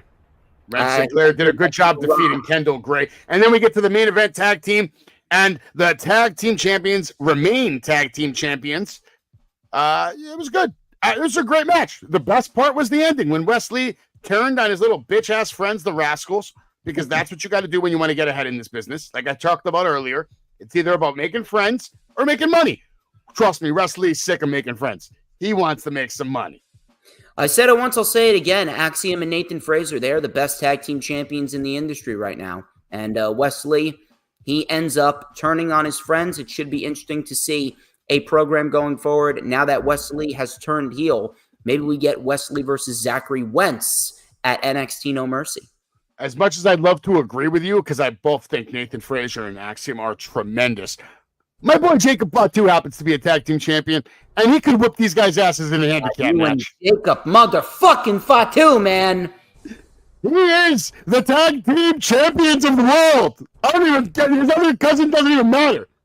All right, swear to God, I'm gonna have to listen to this motherfucker stroke off Jacob Fatu for about half the fucking stream every Thursday. I'm gonna be sick of it. Well, that's until Spencer Slade has to fight him, and then Well, Spencer Slade, listen, Spencer Slade, he recently just signed a contract with the NWA. Shout out to Spencer Slade. He's doing his thing. Yes, speaking of the NWA, recent announcement that I was just made aware of. In Cleveland, Ohio, EC3 will be defending the NWA World Heavyweight Championship against the most marketable Richard Holiday. We're going to see if EC3 can breathe in that rarefied air. I'm a big fan of Richard Holiday. Greatly appreciate what he can do, and I hope one day to work with him on a show. So shout out to both Richard Holiday and EC3. I'm sure Spencer Slade's going to have his eye on that world title match. Absolutely. And Elliot, let me know. Please elaborate. What the fuck, Storms? What are you regarding to in that? What did I say? And then I want to also know what you agree with, because I just said a lot, and I don't even know what the hell you agree with. But let's get back to Pete Dunne over here. He said he's not stopping until Sheamus is done for. So basically, he made a statement saying he wants to retire Sheamus. Some shots at your winners from the night. Great night of action on NXT. Good show. But like I said, best show of the week for me, Raw. Monday Night Raw. Absolutely. Without a doubt. So now, let's let you do your thing, because I know you love this shit. You watch Rampage, you watch Collision. I watch highlights. Sometimes I go back and I watch a full match. So my question to you is, out of all these matches, which match is the one match I should go back and watch? And then, of course, what was better? What was your favorite match of the night? And just as I go through the slides, you take over. Well, Rampage was obviously the typical Rampage that we've been getting. 5 matches, completely overstuffed. Wheeler Yuta beat the Butcher. Decent match here, but again, I've been saying this for God knows how long now. The more that you just put out these matches without actual rankings, the more meaningless that they become. And I fucking hate that, because Wheeler Yuta is great at what he does, but there's no structure, so we don't know what this is going to result in. It was just a match that was on the show, no matter if it was decent, which it was. So Wheeler Yuta beats the Butcher. Then from there, we got Josh Alexander. He's actually on. Yeah, he's challenging Nick Nemeth, just to update you guys. But we'll get back to AEW. I'm going to be looking forward to that match. That's a match I didn't know that I need. Nick Nemeth. Holy shit! Nick Nemeth just got in the ring, right? He was answering the challenge. He gets in the ring. He goes to grab the mic from Josh, and just gets him right in the throat. Super kick to the face. Josh Alexander is down. So you got to imagine this match is on. I'm down for it, man. Josh Alexander and Nick Nemeth. I think I got to go back and rewatch Nick Nemeth versus Mustafa Ali. That was a great match. I watched that. They gave them a lot of time to cook too. Yeah, I got to go out and rewatch that match. Brian Cage, he gets a victory over Manny Lowe en route to him facing Kyle Fletcher on Collision the following night in the Esports Stadium. Very much liking what's going on in Esports Stadium. Nyla Rose defeated Harley Cameron. Pretty typical. Nothing over the top at all. Nothing over the top whatsoever.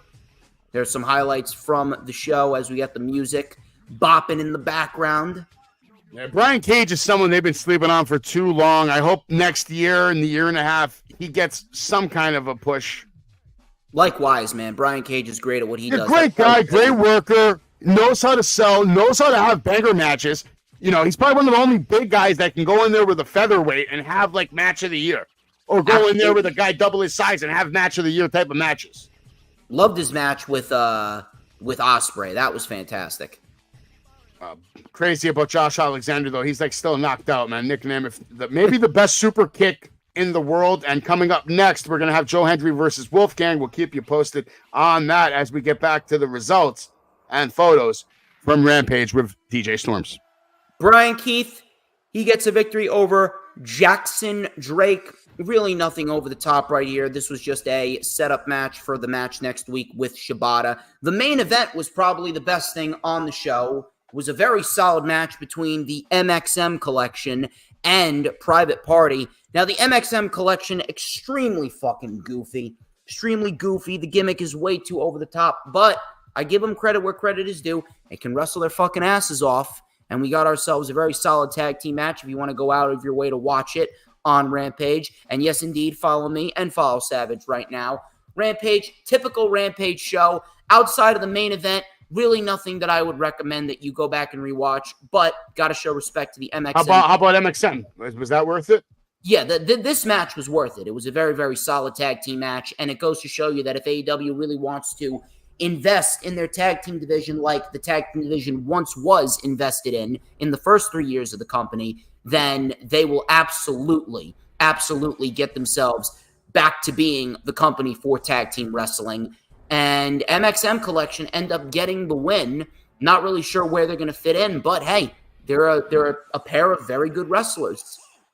AEW Collision, that was probably the best show of AEW's weekly programming out of the three. We got some good stuff on Collision. Continental triple threat match, and Claudio is getting the match that he has wanted for a while now. He is getting the match with Okada, which I'm assuming is taking place at Wembley Stadium. Very happy that Claudio is getting the showcase because Claudio's fucking great. He is a great opponent for Kazuchika Okada. Lee Moriarty, shout out to Lee Moriarty for doing his thing as the pure champion. 8-man tag, fun stuff as per usual, but I'm going to have to throw this out there. We've been seeing way too many 6-man tags and 8-man tags on AEW TV. We need to get back to the rankings. We need to get back to the structure. We need to get back to making matches mean something because we're seeing way too many multi-man matches. But Storms, they never made the structure or the rankings ever really mean anything consistently. Not consistently. No, they didn't. Yeah, no, they did. There were people that were on 28 win streaks that wouldn't get title shots. Come on. For about 80 to 85%, they made shit consistent with the rankings. Where'd you get that number from? You pulled that one out of your ass. Get out of here. No, I'm not pulling this out of my ass. The only title that was actually not really followed too much with the rankings was the TNT, and that was because it was enacted that the TNT title was going to be the title that was defended consistently no matter what. But either way, the rankings meant something between 2019 and 2022. And then they got rid of it. If you want to, listen, there's a reason why WWE has never done rankings, really. Okay? There's a reason. They did power rankings on the website a while ago, and that was a shit show, too. It was a shit show. No, rankings work. AEW showcased that rankings do work. They just need to develop a solid sense of structure with You know what they showcased to me over the years? The problem is that the more wrestlers Tony Khan brought on, the less and less structured that the show became because Tony Khan is not delegating the responsibilities to other people. Listen, man, they never even updated the website properly when they had the rankings. They did. They did. No, I can prove it to you. I can prove it to you. You know how I can prove it to you? How do you think I set up all these slides? I set up all these slides and everything because I'm on the websites every day, right?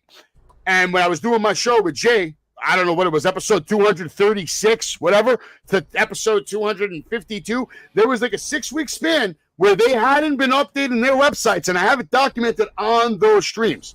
Now, please, I'm not begging you. Don't make me go look for it because I don't want to.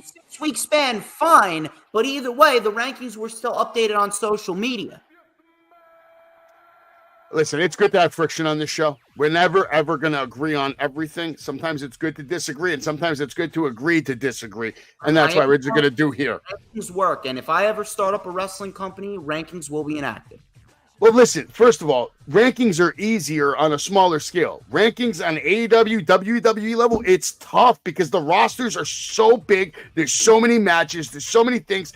And I can do that shit. You give me the pen and paper, I could do that shit for both companies. All you need to do is delegate certain divisions and certain responsibilities to other people. Here's the thing. WWE's got the resources to do it. They just absolutely. They just don't want Listen, at this point, there should already be a college system. They should be drafting people. There should, like, all of that you're saying statistically, they should be just like ESPN. There should be, like, detailed stats on every wrestler, every match, every move, every fumble, every interference, disqualification, chair shots, headshots. How many times has this guy been hit with a DDT? This shit should be so fucking analytical, just like ESPN, where you can go on and get statistics about how much a guy sweated in quarter 3 of the game. You know what I'm saying? You're right. It should be at that point. But the reason it's not is because it's not sports. It is a sport. The problem is WWE doesn't want to present it as I'm telling you, the mindset of the way that, like, no matter what you say, this is all still being done through a playbook that a man that I'm not going to mention his name wrote. And Triple H, whether we like it or not, Triple H is the son-in-law of Vince. He was trained by Vince. He's going to have his own ideas, but that internal core of his basis of understanding the business all came from Vince. And I'm just telling you, like, he sees it as sports entertainment.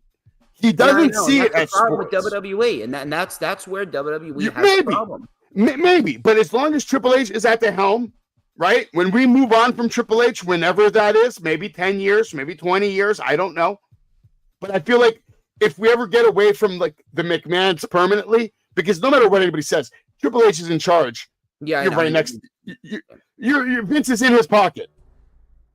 All right, I'm not saying Vince is texting him or saying anything, but the point is that connection will always be there. Until we get away from that completely, I don't think we realize that sports aspect that you want to see. But fuck all that. Back to Collision.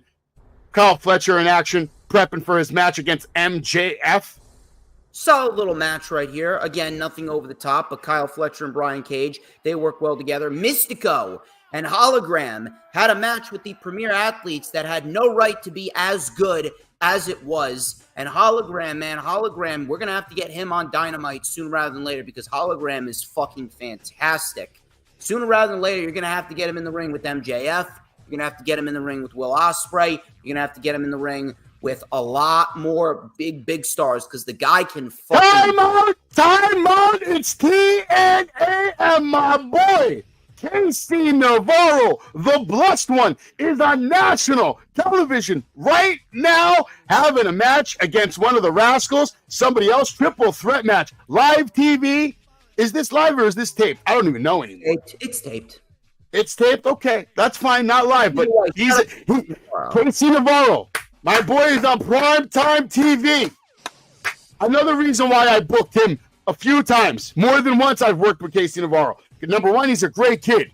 Number two, one of the best wrestlers on the independents. Number three, now one of the best wrestlers in all of professional wrestling. And Dante Chen from NXT, someone else who I think is a phenomenal professional wrestler. He has so much potential. Will they unleash it? I don't know. I compare him to WWE's Takeshita, is what I would call Dante Chen right now. This is going to be a fucking banger. Think about that match right now. Dante Chen. I can rewatch it. Wow. I'm so hyped right now. It's just sick. I've been working with Casey Navarro for like the last year, my dude. I think I'm going to have to get Casey Navarro on the next show that I do. Maybe I'll get him on this show. Who knows? I can get Navarro on this show right now. Should I call Casey Navarro? You want to call Casey Navarro? Let's see if we can get Casey Navarro on the show. Where's my phone? Yeah, where is your phone, man? I don't know, man. It's on the What's charger. What's going on, brother? You haven't even my cell phone is not the be-all, end-all, bro. I try to put it down, especially when I do the show live. How can I focus on this show and give you the undying attention that you do deserve as my co-host here? And I'm your co-host. I need your undivided attention. Meanwhile, I see you on your stupid phone throughout the show. Put the fucking phone down, bro. I'm making people aware that we're live. I'm trying to get more people in the fucking I don't even promote my show. You know why? Because I'm gonna it's just gonna happen, Storms. Bro. I don't need to promote. I am the promotion. I'm a walking advertisement. I'm trying to get more people in the I told you need to spend the day with me. We need to go to Times Square and cause some trouble. Maybe. You want to go viral? I'm someone who can go viral, but I need help. Can't do it without someone pointing the fucking camera. We'll work on it, for sure. We'll work on it. All right, so you want me to call Casey Navarro? Yeah, go ahead. Let's see. I do want to call him right now. And just tell him congratulations. I'm going to call him right now. Let's see if he picks up. You know what, though? Probably 100 people are probably calling him up right now. Yeah. You're so fucking cool.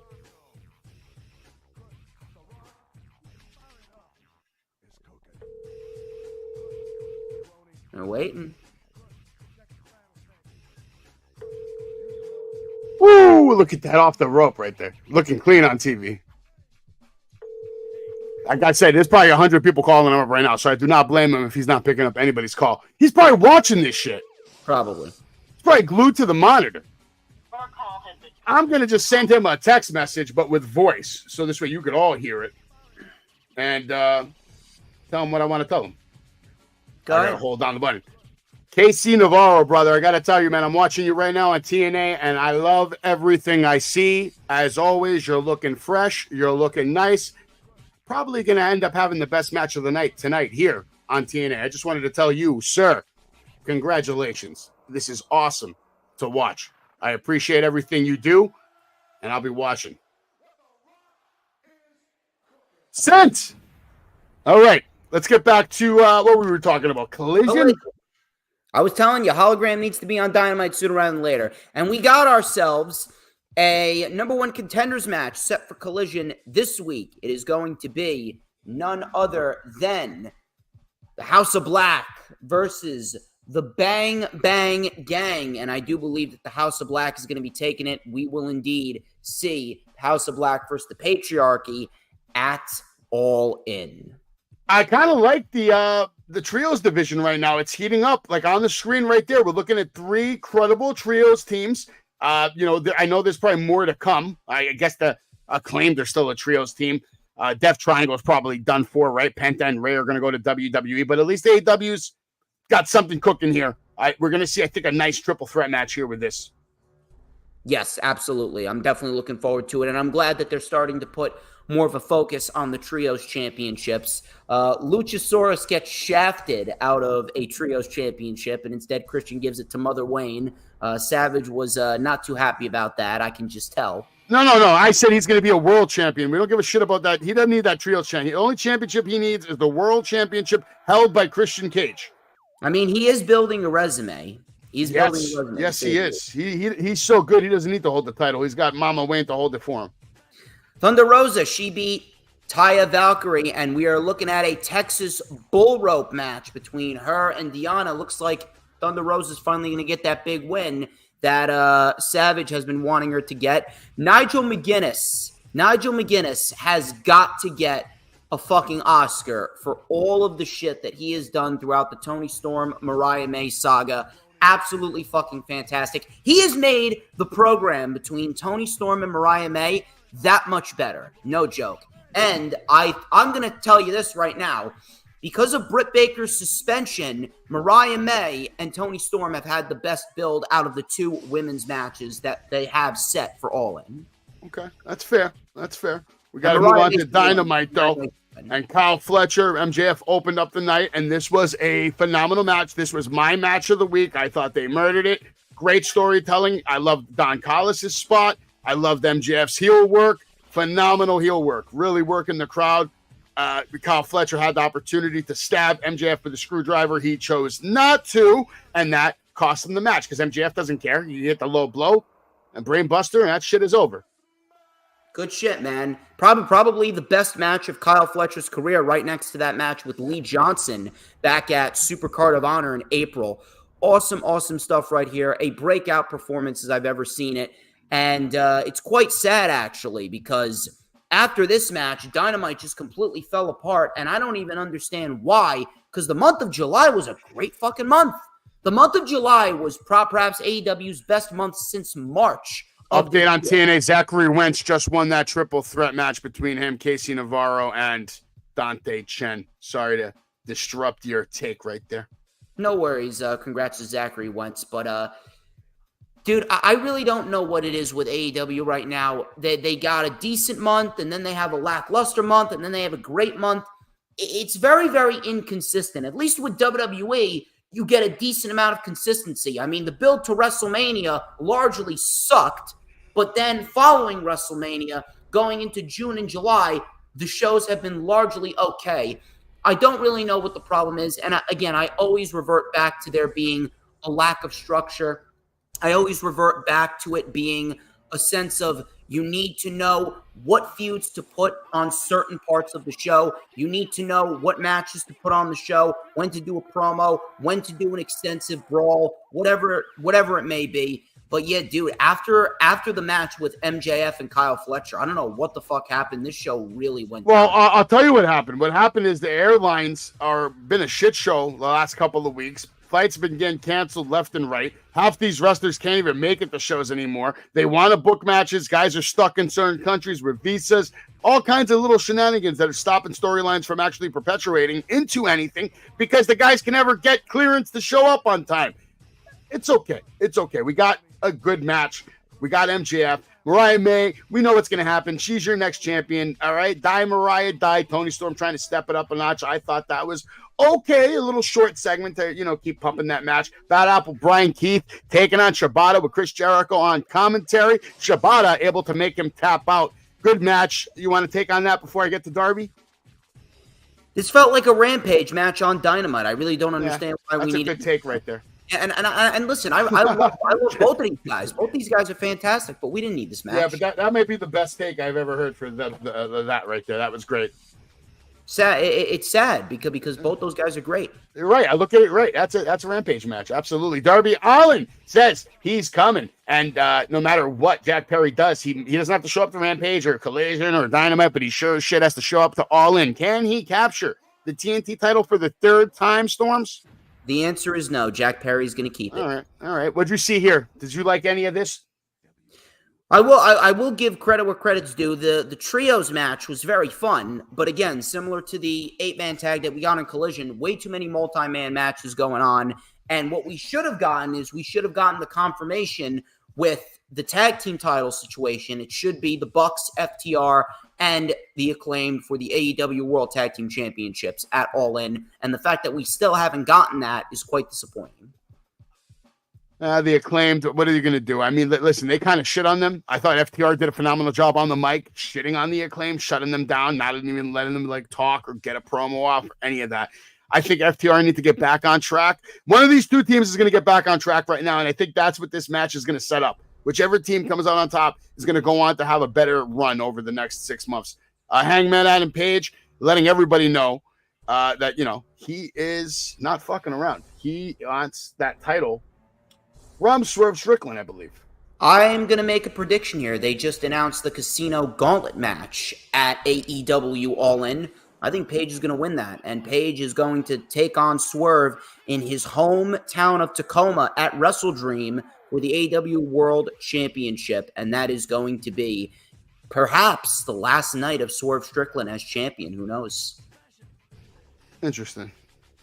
So I think Page is going to win that Casino Gauntlet match at All In. He's getting a guaranteed world title shot. He could. Swerve telling JR in an interview that he is going to be the definition of Bryan Danielson's legacy and that he will beat Bryan Danielson at All In.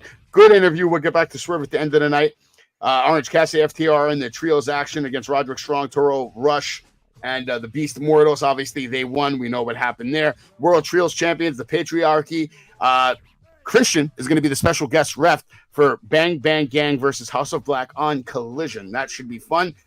Kyle Fletcher definitely got busted open. MJF. He's taking on his friend. He's going after more of Will's friends. Rev, who's this? The OJMO on August 11th? Oh yeah, I remember him. Yeah, I believe it's you know what? Let me look it up. Let me look him up. The Look it up. OJ. Camille's showing no problems when facing multiple Oh, opponents. Michael Oker. Yeah, Michael Oker. He was the guy that took the championship off of Will Ospreay in Rev Pro. All right. Do you care about Camille beating up two randos and Mercedes useless just standing there looking pretty? You like that shit? The suspension really fucked up the entire build. I don't know what it was, but after Blood and Guts... Well, there she is. She's still on TV. I know, but the fact that we're not seeing any actual brawls between the two, we're not seeing any more big-time promos between I'm okay with that. Mercedes can't fight. We need that shit because the first promo that we got following Forbidden Door, that promo with Mercedes and Britt Baker, where we saw Britt Baker talking about how she went through a mini stroke and how she was doubting herself, and then Mercedes comes in and completely fucks everything up and does her celebration right in front of Britt Baker, and then those two start going at it. Hey, bitch, get in the back of the line. Bitch, what line? That was good shit. But then after Blood and Guts, after Britt took on Sheeta, and we got the debut of Camille, the last 2 weeks have been lackluster as fuck. By the way, on TNA, Matt Cardona just walked in on Steph DeLander half nude, and now Matt Cardona has PCO. It looks like at a park somewhere. He's face down in the grass. And I love seeing Matt Cardona on TNA because guess what? That's one step closer to the E. I'm saying it right now. Hashtag Cody Rhodes versus Matt Cardona. Hashtag John Cena versus Matt Cardona. Let's make it happen, especially John Cena versus Cardona. I want to see it. We'll have to see. We'll have to keep an eye on that. Well, Britt was on TV. I guess she took a break from filming Cobra Kai. And Jeff Jarrett taking on Bryan Danielson in an absolute dream match, right? Bryan Danielson picking up the win. This match was all over the arena. It was fun. It was a good time. A lot of shenanigans. Swerve Strickland comes out at the end to hype up the match at All In. I enjoyed it. I thought it was a good time. Not the greatest, most technical match, but it was a fun, good old time. Ricky the Dragon Steamboat there. Go ahead, Storms. How did How did Dynamite stack up for you? This week on Dynamite, man, I really don't know what happened, but after the last 5 weeks of solid shows, this one was a lackluster one. It was a lackluster one. Just like in the NFL, it's hard to win every game every week, you know? I understand that, but there needs to be a certain level of consistency. I'm not asking for an A-plus show every week, but there was little to no substance outside of the opening match on the show. And that's a fucking problem, considering that you still have a card to flesh out for All In, and there still should be some matches confirmed for the show, and there's not. Now that's definitely a downside. Yeah, I agree, Slam Pigs. Money. I can't hear you. They are unbearable. That's what happens when you hit your microphone. You know, my hand is so big that when I hit things, they usually either break or die. I'm sorry. I didn't mean to. I'll have to have Slam Pigs on my show at some point. Travis, I know that you're looking good, but let me put over AEW. Tony Khan looks very happy to be next to Bryan Danielson and Ricky the Dragon Steamboat, two absolute legends. One of them is a future Hall of Famer. One of them is a Hall of Famer. And yes, useless money, making plenty of money. I can't lie. She's making more than me. God damn it. Swerve Strickland looks good. Blood and Guts, sick poster work by a fan. Love fan art. 20 days until, actually now it's 19 days until All In. The buses are ready. The promotions are ready. That's what you need. You need to get Borough in the Park and put that on the New Jersey Transit buses. Either pay for it or just get some crazy glue and go to fucking town. Market that shit. We're making our way around the town. Market it up, baby. And go shop AEW. Shop AEW.com. You can pick up the new DMD shirt. You can pick up the new Sammy Guevara shirt. You can pick up the new Swerve Strickland shirt. Mariah May's on fire. Maybe a tank top for the summer because it is hot outside and it's going to be hot on August 25th in London at AEW All In live from Wembley Stadium. Tickets are on sale now. Will they sell out? We're going to find out. I'm picking Swerve Strickland. Storms, who do you got? Let's keep it quick because we only got 10 minutes. I'm going with Swerve. I agree. I'm going with Mercedes Money. Unfortunately, I think she's going to win. I don't know why. I hate saying that. I hope Britt Baker kicks her ass and breaks her teeth. Who do you got? It's going to be Monet, and then we're going to see the return of Jamie Hayter. Jack Perry's going to retain this. You can't break that momentum. Jack Perry retains by far. MJF is going to win this because he needs to walk out of that building the biggest bad guy in the history of London. Yes? I'm going with MJF, yeah. I'm going with MJF, and I believe in Joe Hendry, who's got a mic, and he's on TV Tuesday and Wednesday nights now. He's beating up Wolfgang tonight, and next week he might beat up your mom. See, I can rap. Kushida, he won earlier tonight. Didn't even fucking rhyme. I don't know. Who cares? Doesn't need to rhyme. Have you heard music lately? It doesn't need to rhyme. You just got to get those little apps and, sync your voice to the synthesizer or whatever it's called, right? The manipulation of the synth. Something like that. I don't know. Hypothetically, I could be correct. Grand Slam, September 25th. I am going to be, did I tell you the news for this? You're going to be at Grand Slam. I'm going to be backstage at Grand Slam. You're going to be backstage at Grand Slam. I'm going to be backstage at Grand Slam. As Prince Nana's guest. Very nice. Very nice. Yeah. Looking forward to that. Definitely. We're evolving here. Yeah. I'm a good guy to know in this business. How many what? I'm a good guy to know in this business. Oh, no, I'm very, very happy that I know you in this business. And I know that one of the real ones. We'll be having a great business relationship going forward when I continue to do my shows. Yeah, as long as you pay me well.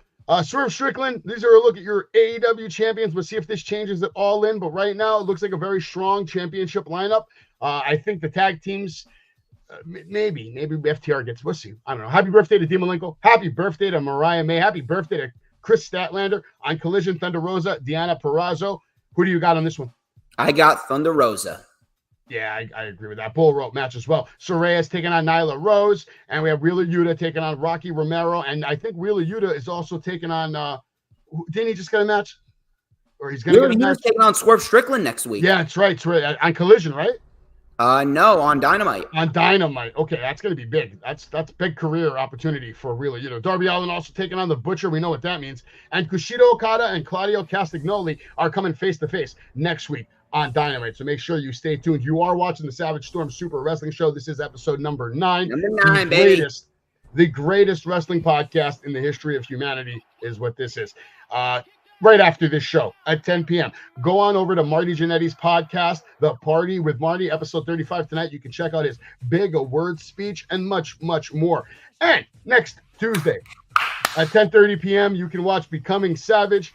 It is the doc that I've been working my ass off. I'll give you like a little 30-second sneak peek, and then I'll start like fast forwarding, and I'll give you a couple more seconds. But not please do. I want to see this shit. And Thunder Rose, the best wrestling talk show in the world. Busted Open, Monday through Saturday, 9 a.m. to noon Eastern on Sirius. Let's go out to Savage in Whitestone. What's going on, Savage? Got our very own Savage in Whitestone. What up, Savage? Savage in Whitestone. Welcome to Unlocking the Cage, my man. Shout out to Bully Ray, bringing on his favorite. We got Savage from Whitestone closing down the show here on the nation. Let's go out to our good friend Savage in Whitestone. What's going on, Savage? Gonna keep it real. Savage out in Whitestone. What did you think about Jeff Jarrett last night? But Bully's favorite call, Savage. Savage, you got 50 seconds, buddy. To one of my favorite callers, Savage in Whitestone. What's going on, Savage? All right, so now I'll just fast forward a couple of times and let you see a couple of different shots, a couple of different things that I'm working on that are, well, it's already completed. I just have to do the voiceover on most of it, to actually tell the story to everything. There's a lot of different shots. I mean, there's so many clips in here, so many different things, so many different experiences. There's a lot. Obviously, I go in great detail with the battlefield and everything about my life in general. There's a lot of good shit in here. I mean, there's so much shit, so much history about the Greeks, about New York City, about me, about my family. I mean, dude, about the wrestling school that I wrestled at. That's all I'm going to show. All right, that's just a little tease. This is looking forward to this. This is the hardest. You to make me a documentary. Storms. This is the hardest I've ever worked on a video editing project in my life. I'm looking forward to this, man. I'm very, very excited to see this. So the only thing I'm trying to finish it by Saturday, and then Saturday night I'll be doing the voiceover, telling the actual story, which through this whole process, and that's why I didn't want to do any voiceover until I was done editing the product, because once the product is done, I've been building the story myself from beginning to end. Who knows it better than me? And now at the end, when I finish finally, I can now go back to the beginning and now tell it to its absolute best of my ability. And I'm probably going to do it in a 1 hour straight take. I probably won't even have to edit it. I'm so excited to start telling the story because I had an idea, but then as I started doing it and working on it and getting to different portions and segments of the ride over the last 3 years, the story changes a little bit because I was like, oh, I forgot about that. I forgot about this. Oh yeah, that makes sense. So I'm really excited to put this out there and, you know, let it be a legacy. I'll be honest with you. I'll tell you the truth. This whole project is dedicated to my son. This whole project, because the main reason for me becoming Savage is because of my son. And that's the whole documentary. The whole point of the documentary is becoming Savage. And the day my son was born is the day that I decided I have to become Savage. Dude, I can't wait to see it, man. This just got me even more excited to see it. I'm glad you said that, man. But yeah, it's coming out next week. God willing, you know, everything's going on track right now. Like as soon as we end this show, I'm literally going right back. I mean, I can go ahead and share this with you because I'm good at what I do. Let me share this with you so you can see what I'm talking about. This is a little idea of, you know, this is part 2 that I'm working on. And I only have like 10 minutes of footage. Total, I have like about 47 minutes of footage that you could see how many different like little edits and you know, on how long it is and how many different clips are in here. It's just ridiculous how many clips are in here. And you know, just to give you a sample of like some graphics that I did. Let me show you this. Who's one of my favorites? Someone you might know, maybe. Where is this guy? Someone I might know. Who's that? I guess we'll do this guy. Sean Maluda. Yeah, Sean Maluda. Let's see. Maybe you know this guy. Sam Adams. He's a great wrestler on the indies. You know, this is going to feature a lot of different people. I'll be telling you stories about them. And obviously there's clips of them wrestling as well. But I really went out of my way to like try to highlight all the different independent wrestlers that I've been working with over the last couple of years that have helped contribute to me becoming Savage. You know, here's one that you might be familiar with for sure. Where is she? I'm sure you know Tina San Antonio. She's going to be in this doc as well, right there. See, I've been working with her many times as well. I have so much footage of all the different people that I've been working with. I'm sure you know this guy too, Jordan Oliver, right? You know Jordan Oliver. Yeah. I mean, I've been working with everybody.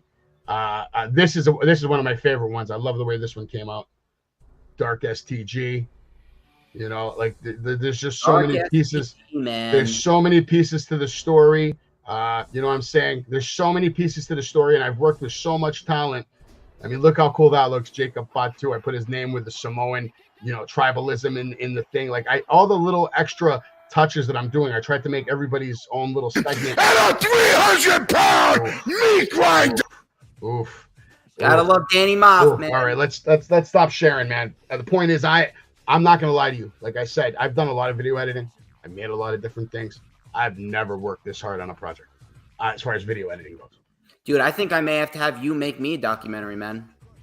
No, it's not going to be cheap because this shit is real. We'll work on it for sure. We'll work on it. Next week, the interview with Marty Jannetty. I'm proud to announce that it's been filmed and it will premiere next week on Marty's channel and my channel at the same time next Thursday, 10 o'clock. Shout out to WWE for doing Make-A-Wish, by the way. And yeah. Hey, yo, Prince Nana coffee, baby. Shout out to Prince Nana. Coupon code SAVAGE. It is now live, DJ Storms. So you can go on out, look for Prince Nana coffee, and when you buy it, you get to the counter. Coupon code SAVAGE, and you get 10% off. Not only do I make some money, you save some money. It's a win-win situation. You can't go wrong in today's economy. Every penny counts, ladies and gentlemen. Big shout out to Prince Nana. I'll be working with him closely over the next 40 years. Battle in the Borough, baby. October 19th. Hit up DJ Storms. Buy tickets now. DM him. Go to WrestlingWithSavage.com. Buy my merch for my multiple brands. And September 28th, pick up tickets now at TheWrestlingUniverse.com. DDP will be in the house, and you better believe it's going to be a great time. And it doesn't matter where it happens. The Wrestling Universe, by the way, needs your help. Go over to TheWrestlingUniverse.com. You can do donations. You can buy merch. You can buy all kinds of stuff. Matt Cardona donated. Brian Myers donated. Shout outs to them. Wrestling Universe is a great store, and they need some help right now, Jack, having some medical bills that are like really messing things up. So if you can help, they've raised over $7,000 already. So I'm sure the wrestling universe will be more than fine. But in case it's not, DDP, that signing, it's happening. Whether it's at the wrestling universe, whether it's Mario's Pizza, or whether it's at my goddamn house or in my backyard, DDP will be in Queens, New York. I am Savage. Wait, I gotta keep doing this way. I do this. Keep on doing that way. This is DJ Storms. I'm Wrestling with Savage, and we'll see you next week right here. Same damn time, same damn place. Out of here, bro. Pedigree, 1, 2, 3, Project, you live as a champ. A last ride straight to hell, a tombstone, a choke slam. Here to give it to you raw. This is Wrestling with Savage. SmackDown, hold the title. This is Wrestling with Savage. What? Wrestling with Savage begins now.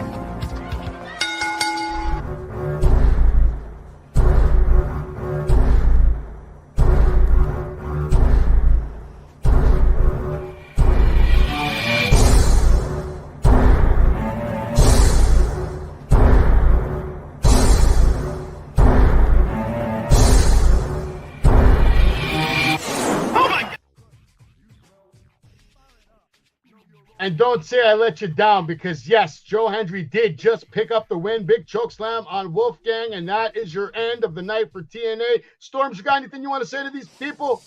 You already know who runs the IWC, DJ Storms, and of course, Wrestling with Savage.